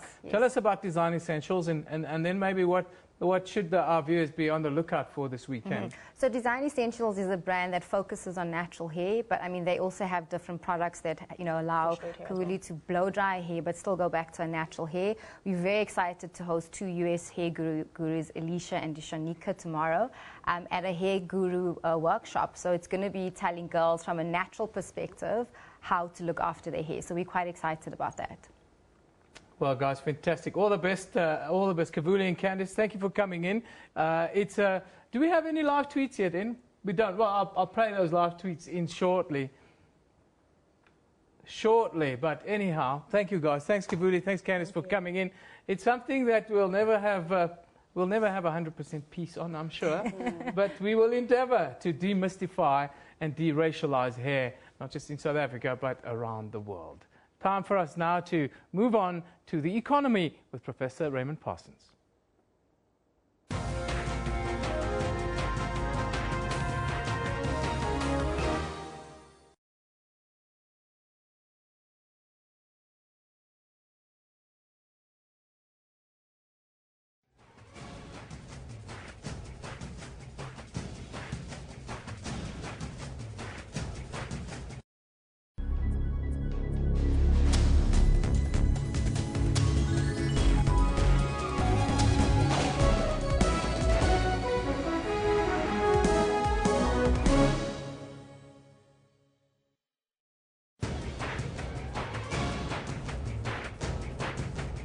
They are basically arresting him, continue to arrest him on behalf of the apartheid government. We are dealing with effects. We are not dealing with the causes. And for as long as we deal with effects, we are never going to solve this problem. What do these people need in prison? Why are they there? The PAC, as Dr. Peku is saying, has been seeking answers, and they're not coming. What kind of answers are you getting? I really think I've answered that question. I think it's a difficult question. I don't have an answer for it. How was it possible that they could operate with such impunity? The only thing you want is closure. The only thing we want is closure. And unfortunately, I don't really have sympathy for the idea that if you're too old, you shouldn't stand trial. That's Rights and Recourse with Dumile Mateza, every Sunday at 2 p.m. Central African Time, only on the SABC News Channel.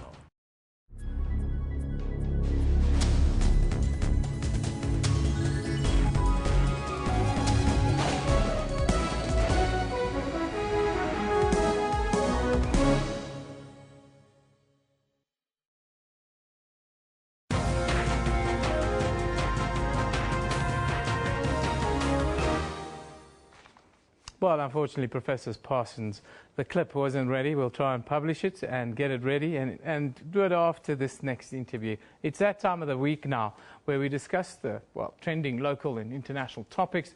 As we've seen so many weeks before, society enjoys voicing their opinions on everything from politics, celebrities, sports, even hair, as we discussed a little bit earlier. Now, of course, this week, all eyes were on President Jacob Zuma as Parliament voted on the Concord rule. Parliament voted on an impeachment ruling following the public protector's findings on the, financial breakdown of the Nkandla homestead. While several stakeholders suggested that the president should step down, Parliament voted to keep him in the seat. Meanwhile, in international news, frontrunners in the US elections are once again top trends. But some African news, the Vanuatu quake, that's an earthquake, and, of course, Pakistani terror attacks also made an appearance. Now, I'm joined by the Managing Director of Roy Africa, Tonya Kure. She's with us every week. Very good morning. Nice to have you with us again, Tonya. Happy Friday, Evan. I'm so glad this tumultuous week is over. Now, can I ask you, is that your own hair?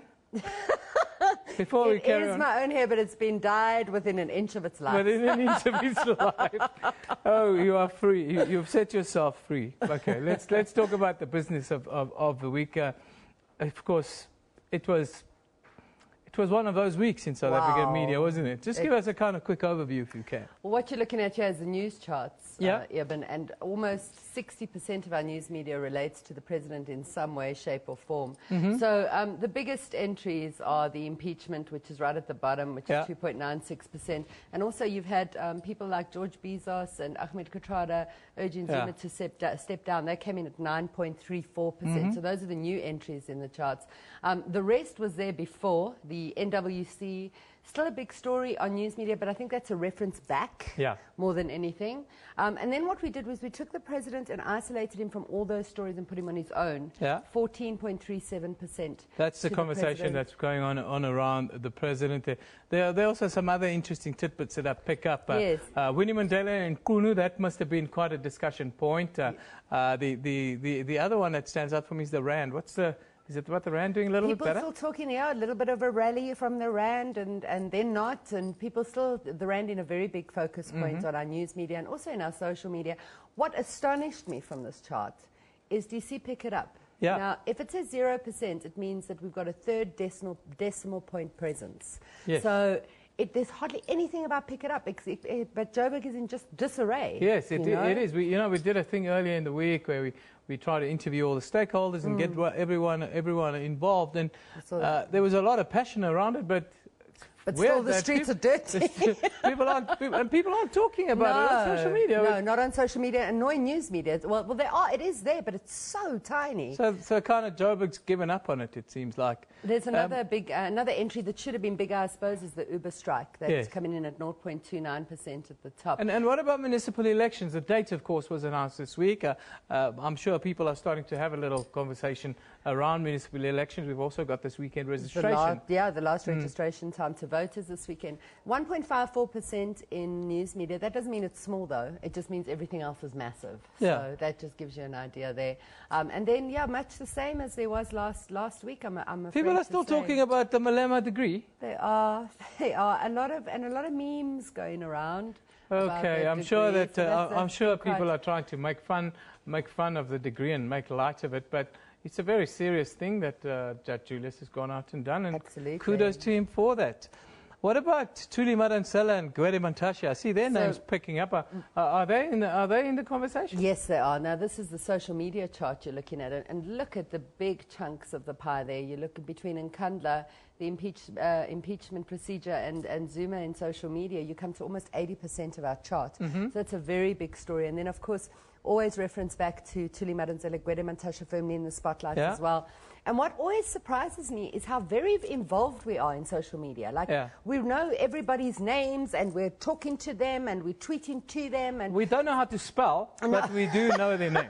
That we can say. That is very true. Yeah, we can't spell. Everyone's an expert, but they can't spell. How do we fix this? I don't know. Are we being dumbed down through this whole social media experiment? I think also Mixit had a lot to do with that, because there's that short coding story going on. No, it's just we don't spell properly, but we have an opinion on everything, and I suppose that's a good thing. But let's move on to the international charts. Of course, this week we did a whole thing on the show itself around Rwanda genocide, and that was remembered this week. Was there that level of focus, one would say, in the international media, or was it merely touched on? We had many anniversaries this week. We had the Rwanda story, we had Garissa, and we had Bring Back Our Girls. Yes, of course. And all three of them came to less than 1%, I believe it is. Yeah, less than 1% if you combined all three, Eben.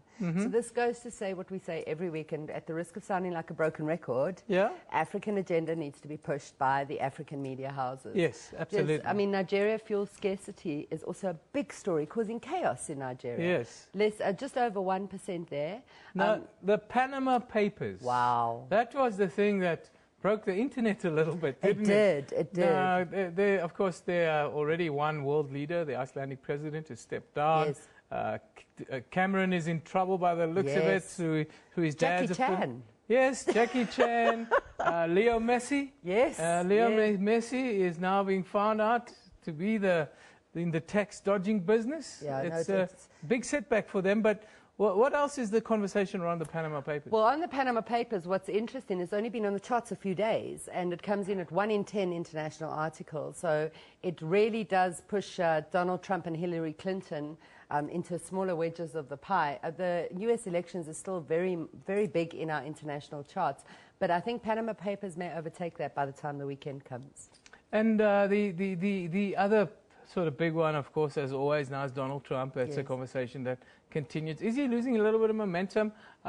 Are the others starting to gain a little bit of ground on him? Is America getting tired of this kind of I see Bernie Sanders coming really to the fore now. I think there's been a few wins by him. Yeah. And people are saying you're keeping your eyes on Trump, but here's the guy who's gaining momentum in the race. So just under 10% to Bernie on the international reporting.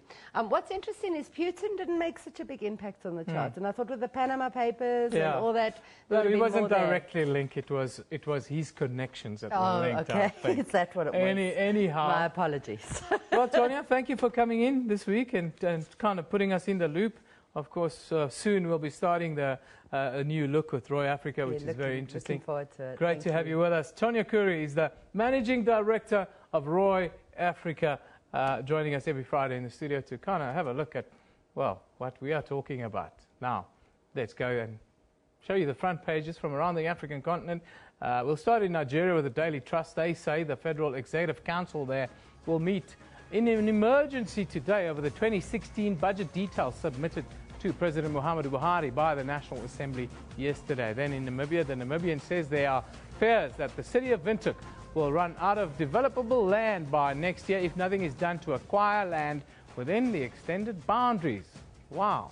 Then, finally, in Zambia, the Post reports that Finance Deputy Minister Christopher Mbunga says he was merely joking with passengers on a South African Airways flight and that it was unfortunate that some of them took his jokes as harassment. This after a cabin crew threatened to throw him out of the plane after he boarded the flight drunk and behaved in an unruly manner. Well, that's no joke, sir. I'm sorry. You are not allowed to even have a joke or make a joke on any aircraft. You'll get into big trouble for that. Not smart. And then they say he was drunk. Anyhow, let's go and have a look at the weather now.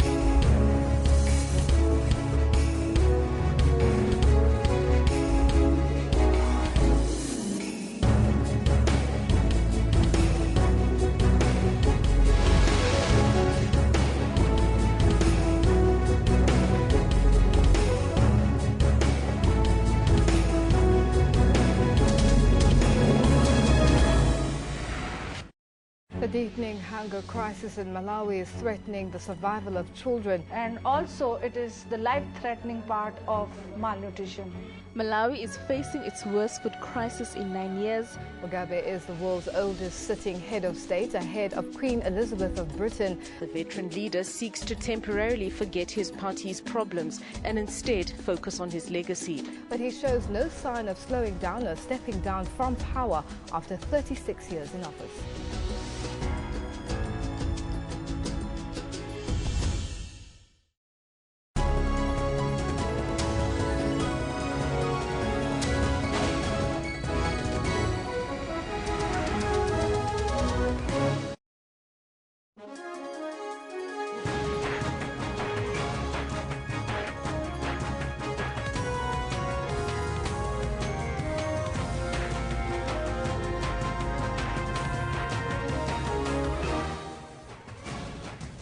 Friday, the 8th of April 2016. This is Newsroom on SABC News, Channel 404, Jumbo Africa, and a very warm welcome as we broadcast live from our Auckland Park studios here in Johannesburg, South Africa, to the rest of the African continent. I'm Elvis Preston. I'll be with you until 12.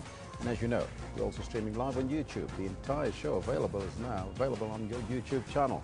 And the question of the day is all about hair. And we're asking you, are we unfairly racializing hair, perhaps? Well, that's the question. Let us know on the Twitter handle at SABC Newsroom, also on the Facebook page. But first, let's take a look at your news headlines.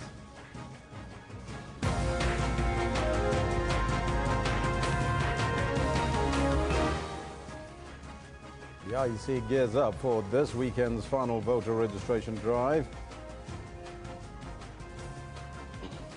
The Home Affairs Department has partnered with the country's 4 major banks to introduce an online application platform for smart ID cards and passports.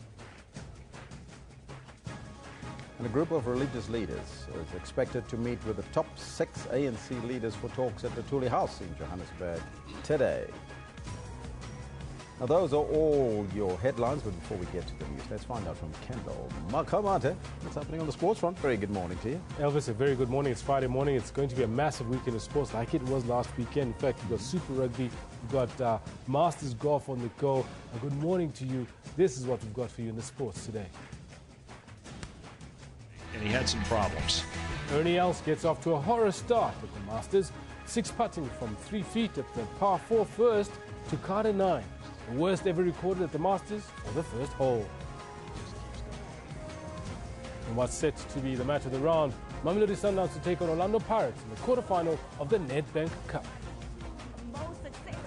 And Jurgen Klopp has a satisfactory return to Dortmund as Liverpool draw 1-0 with his former club. He's going to get there first.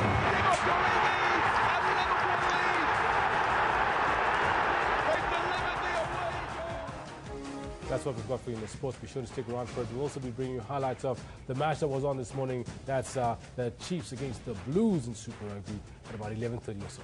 Back to you, Alex. Thank you, Kendall. He will be back a little bit later. Top story this hour. A group of religious leaders is expected to meet with the top 6 ANC leaders for talks at the Thuli House in Johannesburg today. The group requested the talks after releasing a statement earlier this week that President Jacob Zuma had lost the morality to govern the country. The religious leaders are expected to ask party leaders to take decisive action against the President Zuma.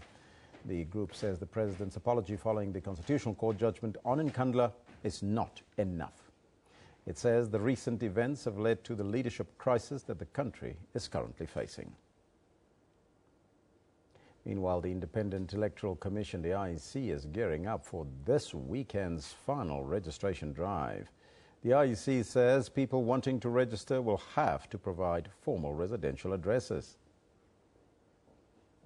The IEC machinery is going into overdrive in readiness for the municipal elections in August.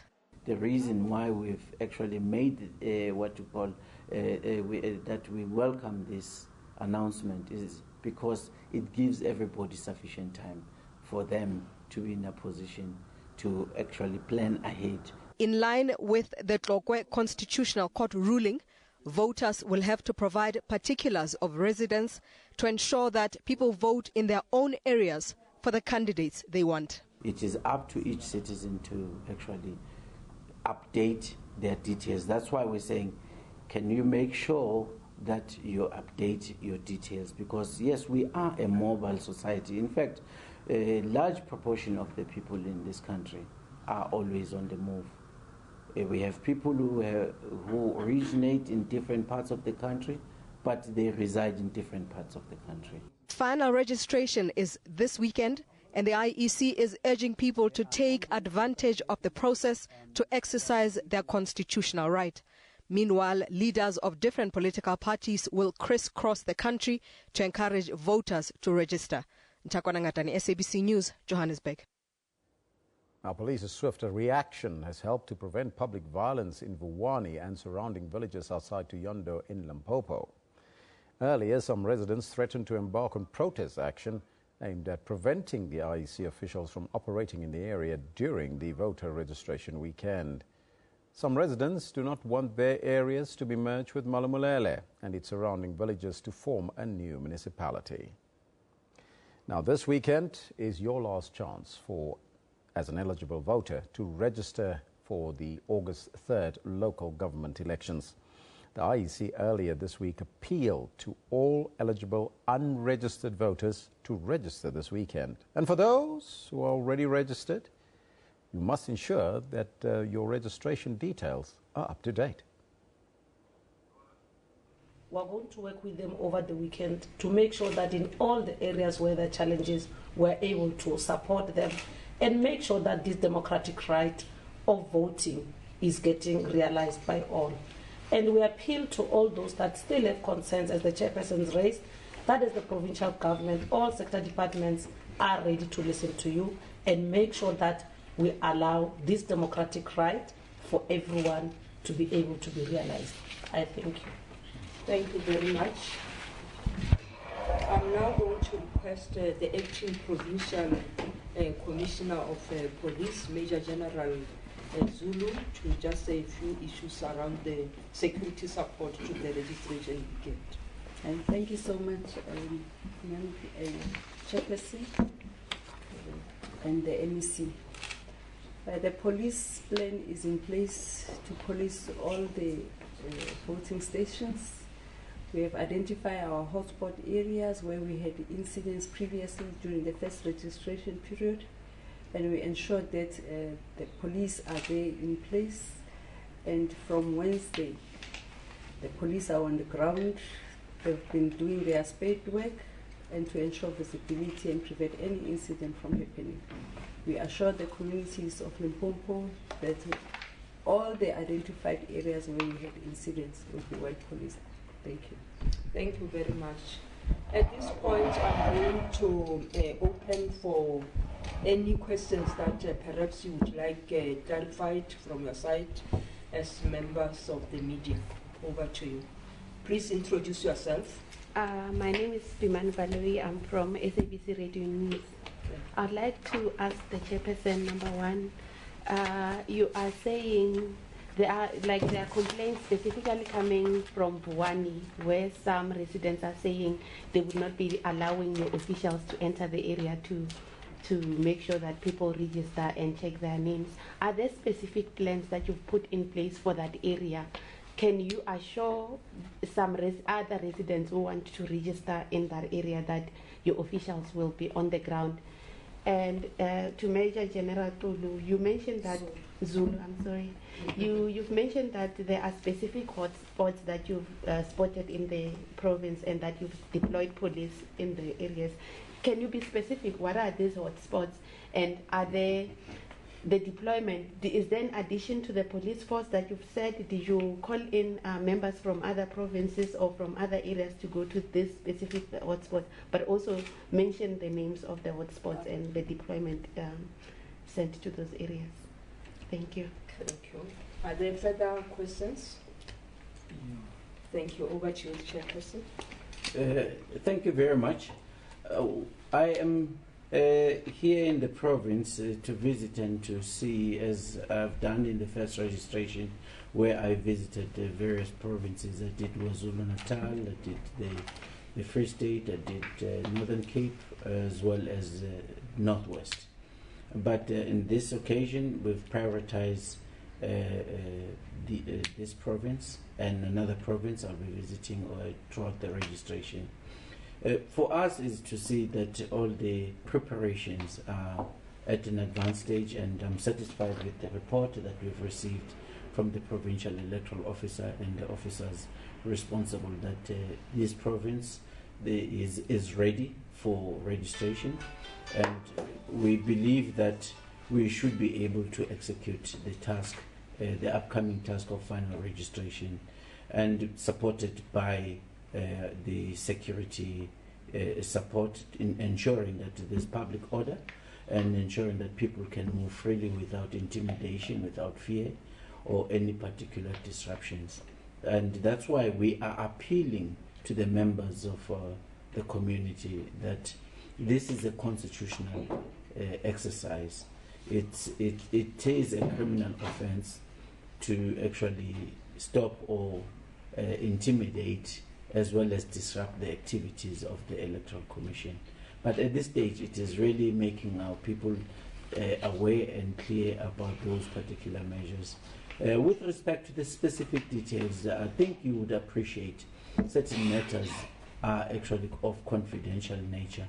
It is just sufficient when the Major General indicates to us that they have taken sufficient precautions to ensure that people are safe and our fellow officers in the voting stations are safe, and the logistics ensuring that all materials required are delivered and are delivered on time. But as to what then those particular details would be, you would appreciate, and the members of the public would appreciate, that certain matters are of security nature are confidential. And with having said that, I will allow the Major General to take us through. Thank you so much, Chairperson. You already indicated that some security matters are confidential, but nonetheless, we have a hotspot area that is well known to the country, that is Rwanda. That's our #1 focus area. We have other deployments from other provinces. As I said, members are on the ground from Wednesday. So we've got support from other provinces and from national to ensure that the second phase of registration process goes smooth. And people of Rwanda and the whole Limpopo, they are safe. Thank you. Thank you very much. Are there any other questions before we wrap up? Yeah. Yes. So I'm corresponding for Victoria News. Yes. So the first thing is that issue of Rwanda still in court, and how do you deal with the issue of the realignment of the wards while there are all this crisis? Over to the NEC. Thank you very much. We are all aware that the people of Rwanda has decided that because they're not satisfied with the outcome of the demarcation spot, they're taking the matter to court. The court is going to sit on the 22nd of April. We hope that matter will be concluded at that point in time. There are several concerns that were raised by communities at the re-demarcations of wards, which we have been working with the demarcation spot to deal with that matter. And we still say if there are still areas of concern, they must still raise those matters so that we make sure that that do not affect our registration as well as the voting process. But we want to make an appeal to the leadership and the community of Rwanda in general, that this government has got interest in their heart, but we are just appealing to them that yes, they are exercising their democratic right to go to the court, which is going to happen in April. But for now, for the sake of us making sure that as well the IEC is allowed to do its work, let's make sure that we support this process while we are still awaiting for the outcome of the court.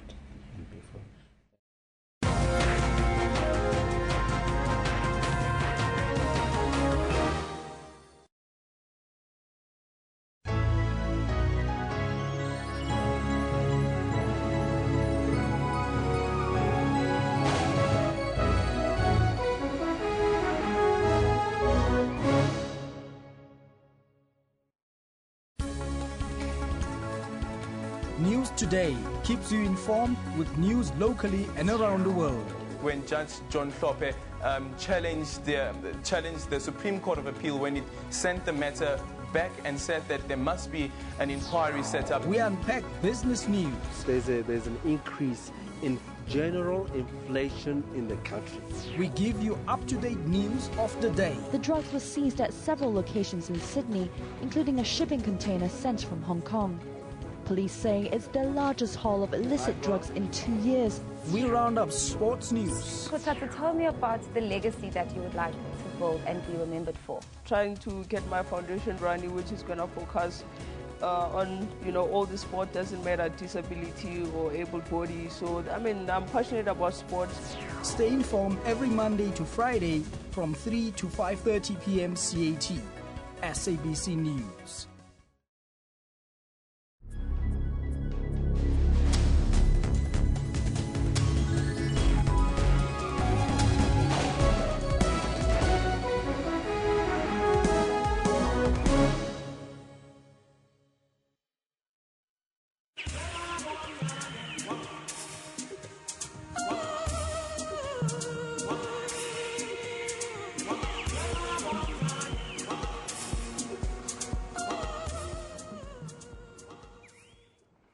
The government Imbizo focus weeks in full swing in the Eastern Cape with Project Phakisa under the spotlight. The project, of course, forms part of the National Development Plan, the NDP, in South Africa, which has the intention of propelling economic growth in the country. Now, President Jacob Zuma has just officially named the new high-tech tugboat, the Mvezo, which arrived in Port Elizabeth this week. The multi-million rand tug is one of 9 that have been built here in South Africa. Now, of course, our very own reporter, Janine Lee, she's attending the Phakisa project in Mvezo. A very good morning to you, Janine. An interesting day down in Port Elizabeth, isn't it? Tell us a little bit about the presidential visit and then Operation Phakisa.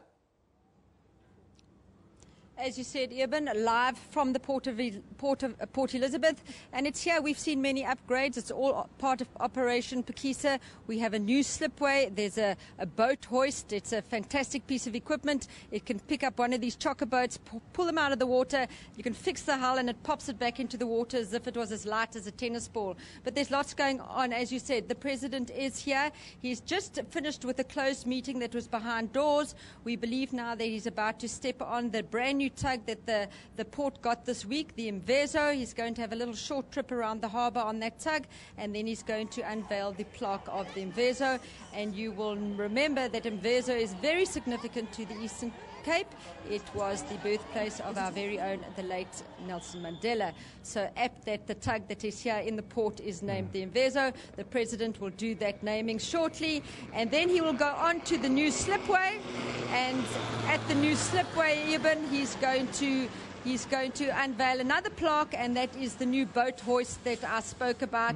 It has a 90,000-ton capacity to lift these boats out of the water. But Operation Phakisa, Eben, has been about updating stakeholders in the industry, just how far government is. We had a number of government visitors here this morning, and they updated us just where, under their various departments, Operation Phakisa was. But it's also part of getting young people involved in the maritime industry. And I'm fortunate enough to be joined this morning by his name is Mr. Sipiwo Ngeni from the Department of Education.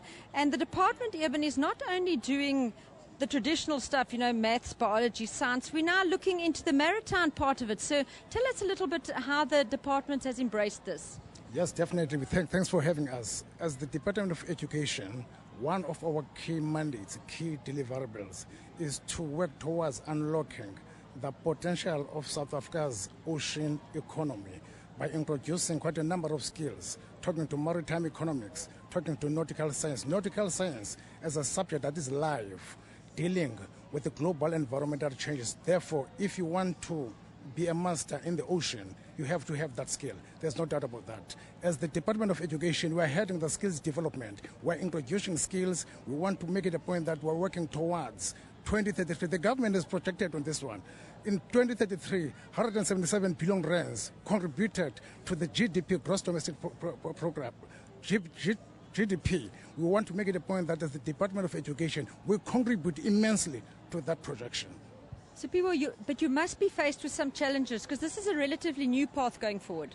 Definitely, but fortunately, our coastal neighbors, that is your Western Cape, your KwaZulu-Natal, we are working in collaboration. They are assisting us in quite a number of ways. Just during the holiday, we are assisted by KwaZulu-Natal through the Smith Amanda agencies. They came down here to Eastern Cape, skilling our educations, mediating the book that they donated to us free of charge. You go to Western Cape, also our coastal neighbor, they are also contributing immensely. So yes, those teething problems are there, those challenges, but we've got a government that works in collaboration. We are not working in silos. We are working, we are synergizing our operations. Yes, there are problems, but we are getting assistance, support from other provinces that are coastal.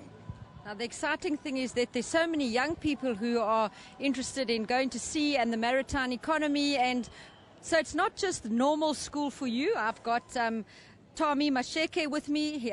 You study or you're interested in the blue economy. Tell us a little bit about your interest and where you want to be one day. I school at George Random. I'm more interested in the navigation side of things. So I'll be, one day, hopefully, I'll be a master of a ship, sailing off, spending most of my time at sea, and that'll take years, years of studying. And the maritime studies, have you started these yet, or are you looking to start them? We've started them already. It's, the only thing we haven't started, which we're going to start with, is nautical science this term, and we're looking forward to it. Can you just share with some of our viewers, what are some of the subjects that you're currently studying?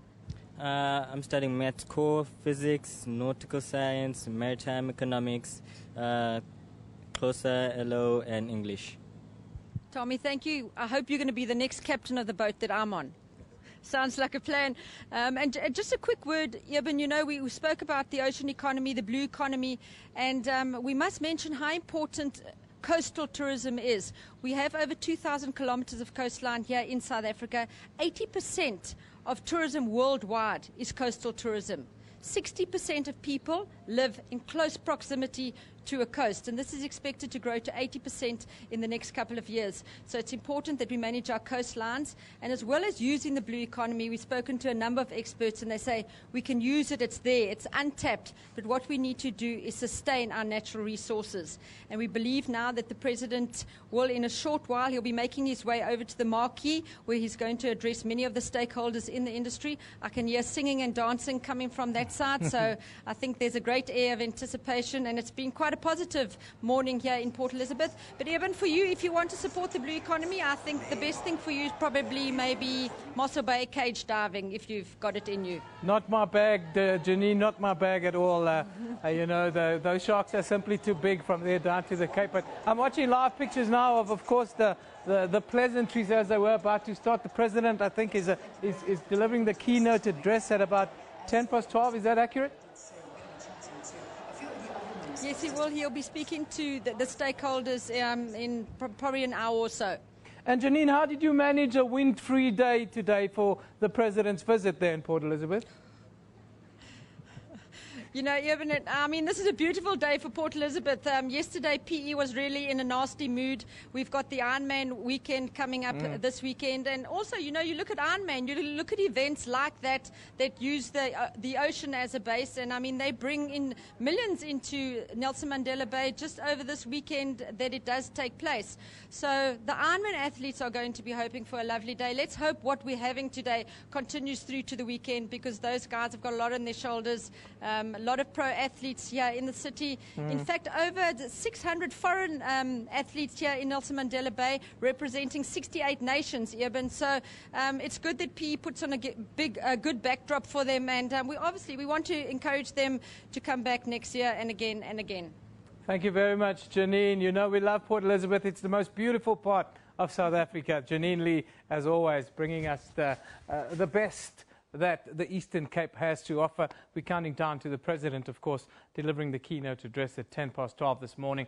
Straight after the show, I think we'll take the President live when he delivers that address Operation Phakisa, of course, blue economy down in Port Elizabeth. However, we've still got the economy to deal with Professor Raymond Parsons, who spoke to Elvis a little bit earlier. In recent times, there have been key statements by government in the State of the Nation address, the SONA, as well as in the budget speech about mobilizing the private sector on a much larger scale to expedite delivery, launch new projects and be involved in the financing and the running of troubled state-owned enterprises. Now, a series of important meetings were held between government and the business sector prior to both the SONA and the budget speech, which clearly influenced several of the decisions arising from those events. As you can recall, the Finance Minister, Pravin Gordhan, also took the business sector along with him on his overseas roadshow last month to boost foreign investor confidence in South Africa's economy. On the other hand, there has also been the recent widespread criticism about the dangers of state capture by business interests and of the risk of undue influence and corruption. As well as, on the international front, an unprecedented leak of 11.5 million files from the database of the world's fourth biggest offshore law firm, Mossack Fonseca, which revealed the myriad of ways in which the rich can exploit secretive offshore tax regimes and how they have been using offshore tax havens and even implicating former Fidentia boss J. Arthur Brown here at home, as well as Kulabuse Zuma. Now, to discuss this and other factors relating to the economy, we are joined by economist Professor Raymond Parsons from the Northwest University School of Business and Governance, the SBG, in our weekly slot of the economy. Very good morning to you, Professor, and welcome. Good morning, Elvis. Now, first off, Professor, to begin with, what do you think are specific areas or sectors here in South Africa which private sector participation can be enhanced, or is it specifically relating to Eskom and SAA? Well, Howard, this is a very important subject that we've raised here today, because we live in a mixed economy, of which there are several around the world. That means there's a role for the government and there's a role for the private sector. Now, we've had two issues in the last few years. The first is there's been a trust deficit between the government and the business sector for some time, and that's beginning to close, and that's a good thing. Secondly, there's an ongoing debate. Where do you draw the boundary between government and the private sector? What should the government do? What should the government not do? And what should the government ensure is done? And that's really where we are with the state enterprises. We've run into big challenges there, both from a financial point of view. They are a drain on the budget, such as Eskom and South African Airways. And there's also a big question about how well they're being run. Are they adding to our difficulties of getting this economy moving, of making our economy more competitive? So quite clearly, we've reached a stage where we are going to encourage greater private participation in the running of certain key corporations for the good of the economy, so that we can do better in future. And it's important that we're putting a focus on that at this stage. Now, you mentioned participation, but is it not perhaps the dreaded P word, privatization? Anything to do with that? No, I've used a softer P, and I call it participation, because I think we mustn't be ideological. We must be pragmatic. There are problems to be solved, and we need to mobilize the private sector. That doesn't mean it has to be privatized. As the study which was done by a presidential task team in the last few years on our state corporations has indicated, there are a number of combinations of how we can mobilize the private sector more effectively without necessarily going all the way towards privatization and then setting off alarm bells in certain quarters. Rather, let's be pragmatic. Let's see how can we, for example, get minority shareholders to play a much bigger part, as we might well do with South African Airways, and bring in the skills of the private sector, make less political appointments in these corporations, but rather put people there on a professional basis to run them efficiently and make a bigger contribution to our economy. Now, when we talk about that partnership, Professor, I'm sure we're also referring to what just happened this week, where BMW and Ford has even invested more into the country in terms of manufacturing. Is that perhaps one of the sectors that we can look at that says that that is a success? Certainly, from the private sector point of view, we can look to the motor industry as a very good role model of cooperation between the government and the private sector. The fact is you can't, of course, easily necessarily duplicate that in all other sectors, but it is a role model, and it's important at this point that there are some sectors that are taking a more positive view of their future, given the overall state of our economy at the moment. What about the role of small business? Is there a danger that any benefits maybe can spin off or from these particular big partnerships that we're talking about? I think it's very important, especially if we look at the National Development Plan, that we don't overlook the role of small and medium business. It's to them that we're really looking to be able to create the jobs that we want to see over the next few years. And there's always the risk that the large corporations will dominate the debate, and we don't want that. We want a fairly level playing field between large and small business. They both need each other.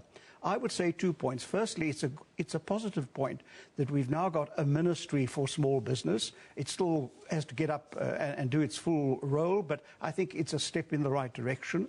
And small business must use that portfolio to enlarge their own sphere of influence. And a very simple issue at all levels of government, whether it's national or provincial or indeed local, to pay the government's accounts within 30 days. You will have no imagination as to how that makes a difference to the cash flow of small businesses. These partnerships in conjunction with business and government, and even small business for that matter, this all works together with the NDP, the National Development Plan, and does that influence perhaps how do we put these together in order to make sure that we grow our economy? Well, that's right. All the things we want to do to get out of the present impasse that we're finding ourselves in, also with, of course, this debate around our credit rating and so forth. It is the National Development Plan ultimately that needs to give us the certainty and the predictability we want in order to move this economy forward. And a large part of the message that we get is, for heaven's sake, get on with it, implement it in a tangible and a visible way so that you make a difference on the ground. But what about the dangers of cronyism and corruption? And what about the rules of the game? Do the rules, for instance, of the game include hiding money away in tax havens like Panama? I think the big issue here is you want transparency and accountability, both from the private sector and the government. You do not want a cronyism. In fact, that's where organized business is a positive, because then you are not at the mercy of one company or one CEO. So it's very important that organized business, through your Black Business Council, BUSA, Chambers of Commerce, they must be playing a much more effective role in this whole engagement with government. The important point is light is the best policeman. And that's why you need transparency about transactions and about what is the relationship between a government and the private sector. It's got to be transparent, it's got to be accountable, and it must not favor one group against another. Now, do you think greater and stronger team effort between government and business will be able to fend off the much feared downgrade that we're all talking about from the ratings agencies? I think it's a very important issue that we're now addressing, and you will know the Minister of Finance has gone to a great deal of trouble to see what we can do together with the private sector to fend this off. I would say it is a real threat that we have to deal with, but our chances of being able to do so are greatly enhanced if we can project to the outside world that we are a team South Africa, that we are endeavoring to deal with the common threats in a collective way, and thus add more value to the quality of the decisions we need to get out of the situation that we are finding ourselves in now. And in less than 1 minute, Professor, a final thought. Let me put it to you this way. The whole question of a team effort between the government and the private sector is going to make a big difference to how we shape our future and how we can create jobs and do the good things we want to do. So there has to be a building of trust. But at the same time, I would simply sum it up as follows. The best relationship between a government and business is one of creative tension. Let neither be suspicious of the other, but let both be watchful. Professor, as usual, thank you so much for your time. That was economist Professor Raymond Parsons from the Northwest University School of Business and Governance in our weekly slot, The Economy. Well, that was our usual slot on a Friday at the economy with Professor Raymond Parsons. He will be back next week, same time, same place, to talk about the economy. So you have to stay tuned in your favorite channel every Friday right here on Newsroom to look out for the economy at 10:30. Now, we did ask you a question this morning. That question relates to your hair day. Do you have a bad hair day today or a good hair day? I'd like to find out from you, are we as South Africans unfairly racializing hair in that context? And not just in South Africa. What about the continent? What about globally? Americans has got a problem with that. So let me have a look at what you have to say on the Twitter handle as well as on the Facebook page. This one from Faith says, I'm not defined by my hair. If I want to put on a weave, a wig or braids, hey, rock my natural hair. I do that without giving it a thought. That's Faith. Nomad says, what products do you feel are missing in the market for those DIY people? Those are people that do it themselves at home. I remember that smell that normally comes from the kitchen when people are busy with their hair back in the day. It's a strong smell, you know, when you try to get your hair straight. This one from Renee Vesti here. She says, white girls dye their hair. That's not natural. So why should black girls be criticized for changing their natural form? And if you can look at that, black girls changing natural form there, and you, Mr. Keller, will certainly not approve of that. I can declare that now. And this one from Nomez says, I adore my natural hair. I love trying new things, and I sometimes switch off my hair. No, switch it up and get braids. So you don't switch off your hair. I don't think you can do that. But there you go. Change my hair there from Nomez, she says. So what about you? Well, you can also let us know what's on your mind. Well, me and Kendall has got no relation and no discussion on this particular topic because we got no hair to talk about. So after this, Kendall will give you your sports news.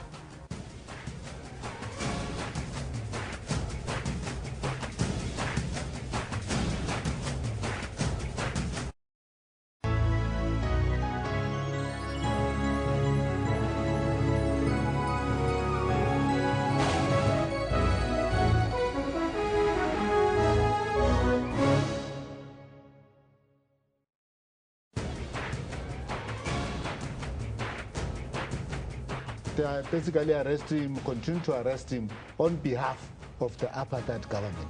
We are dealing with effects. We are not dealing with the causes. And for as long as we deal with effects, we are never going to solve this problem. What do these people need in prison? Why are they there? The PAC, as Dr. Peku is saying, has been seeking answers, and they're not coming. What kind of answers are you getting? I really think I've answered that question. I think it's a difficult question. I don't have an answer for it. How was it possible that they could operate with such impunity? The only thing you want is closure. The only thing we want is closure.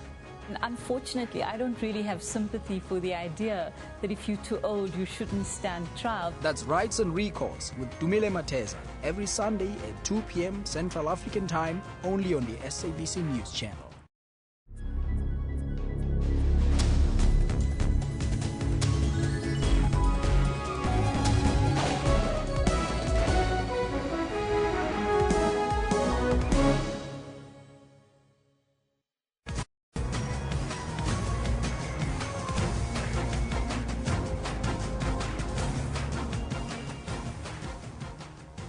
Hello and welcome back. My name is Kendall Makamat, and as always, I've got your sports on Newsroom.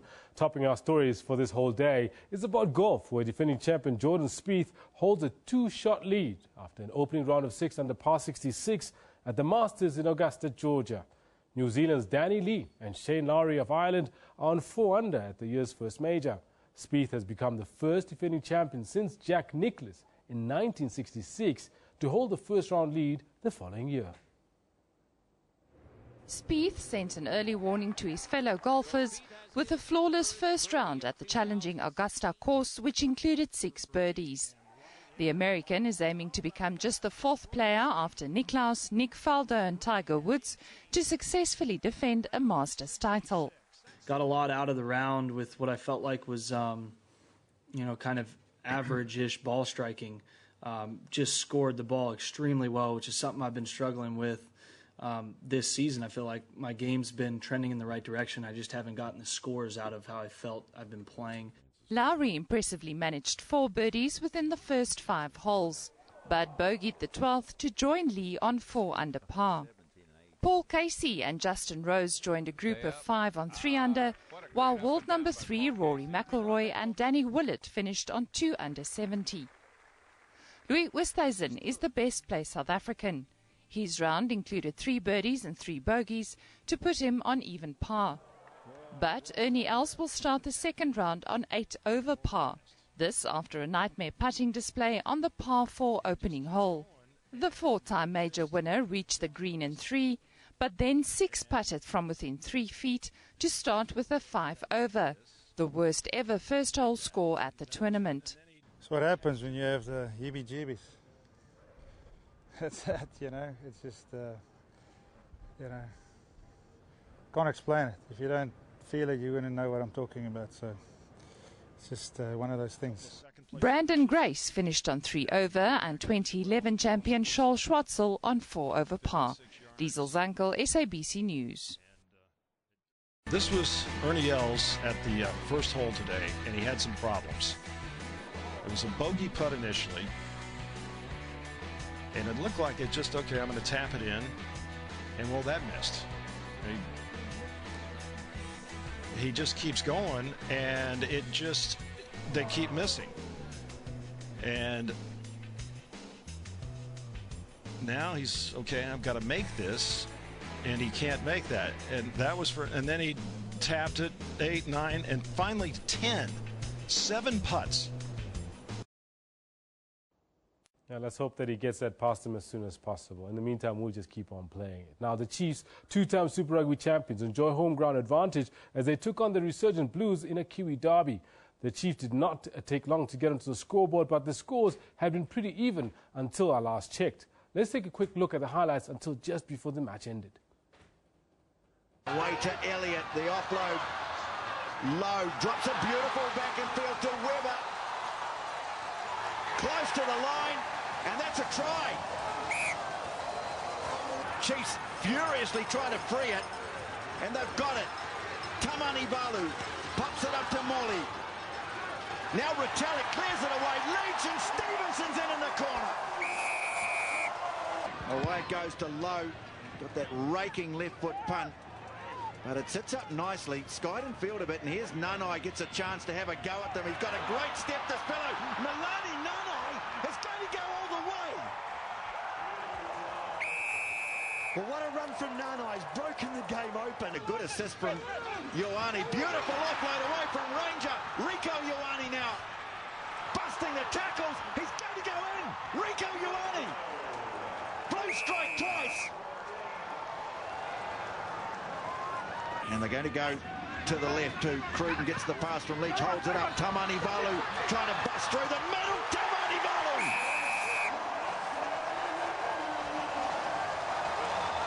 Setter Tamani Balu came into the game late, scores the try that levels it up here.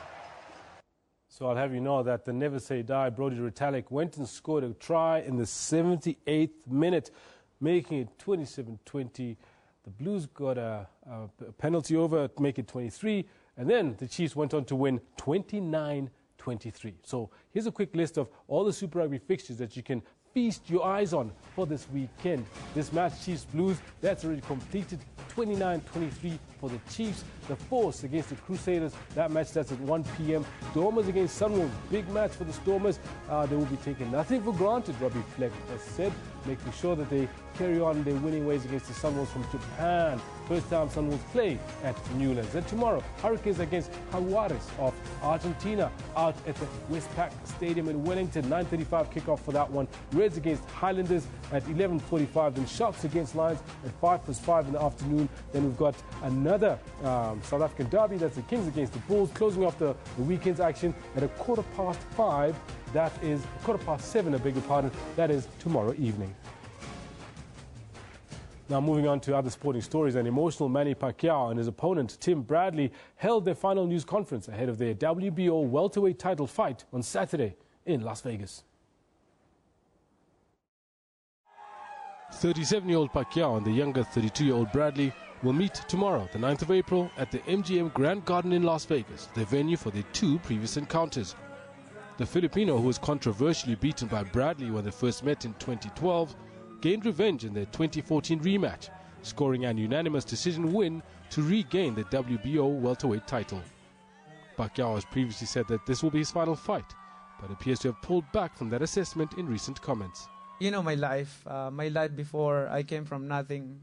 The boy that's speaking in front of you now, I experienced to sleep in the street with no food. Sometimes I'm hungry, we don't have food. I just drink water to survive. And that's my life, how God transformed my life into this level of life. That's why I'm excited and thankful to God for everything that He gave it to me. Pacquiao has held world titles in 6 weight divisions, is currently running for senator in the Philippines. Bradley, for his part, is confident the time is right for him to earn a decisive win over Pacquiao. This is about legacy for me. I'm getting a third crack at it. I'm ready, and if I'm going to win this fight, it's now. It's now. I'm ready for everything.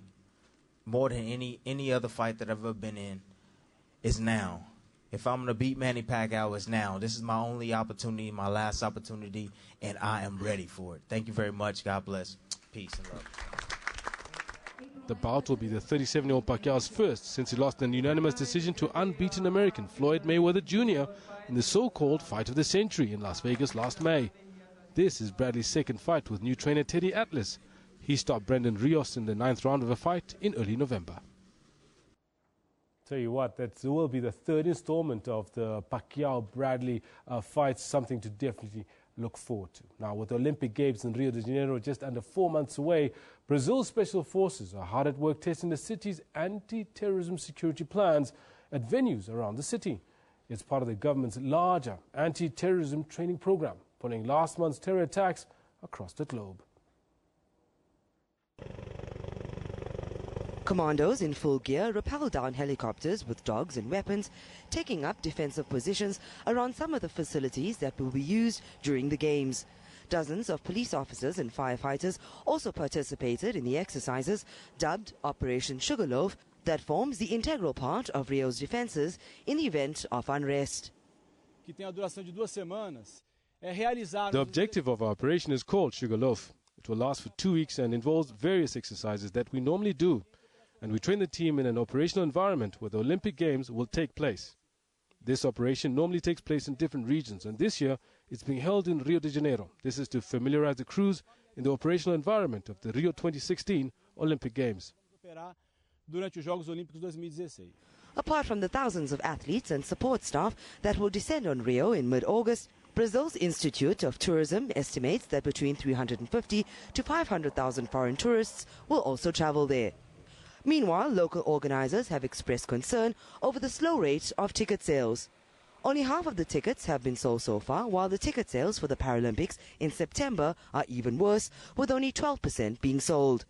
Organizers are set to roll out a series of special packages to boost sales, including asking the government to purchase tickets, especially those for the Paralympic Games, to hand out among students to avoid too many empty stands.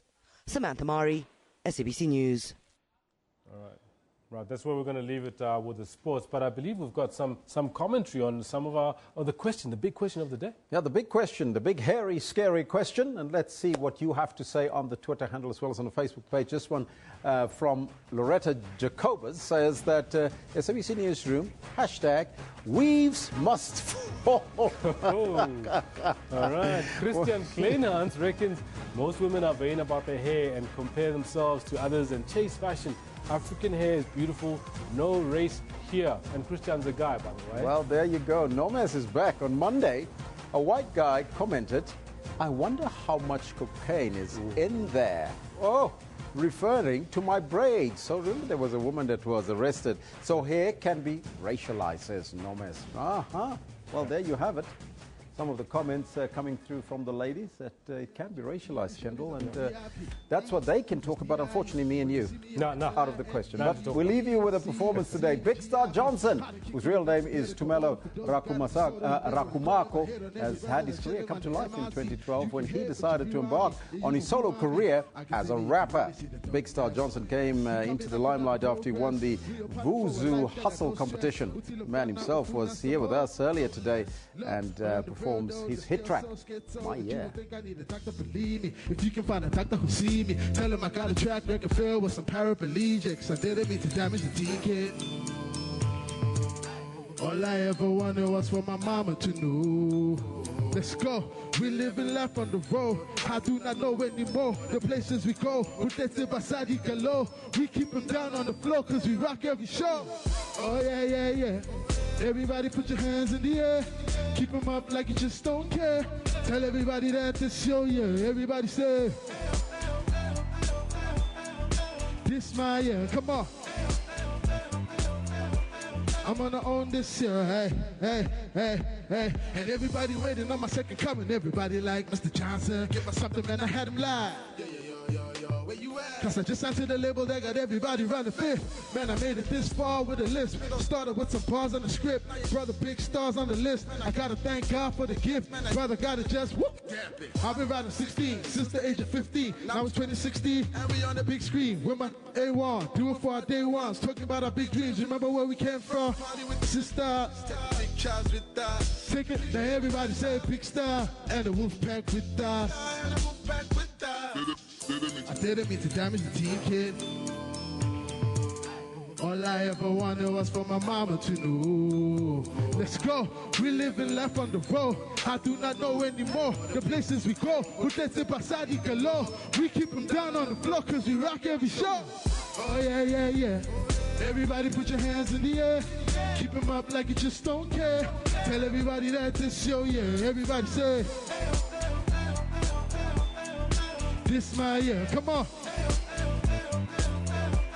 I'm gonna own this year. One more time. Oh yeah, yeah, yeah. Everybody put your hands in the air. Keep them up like you just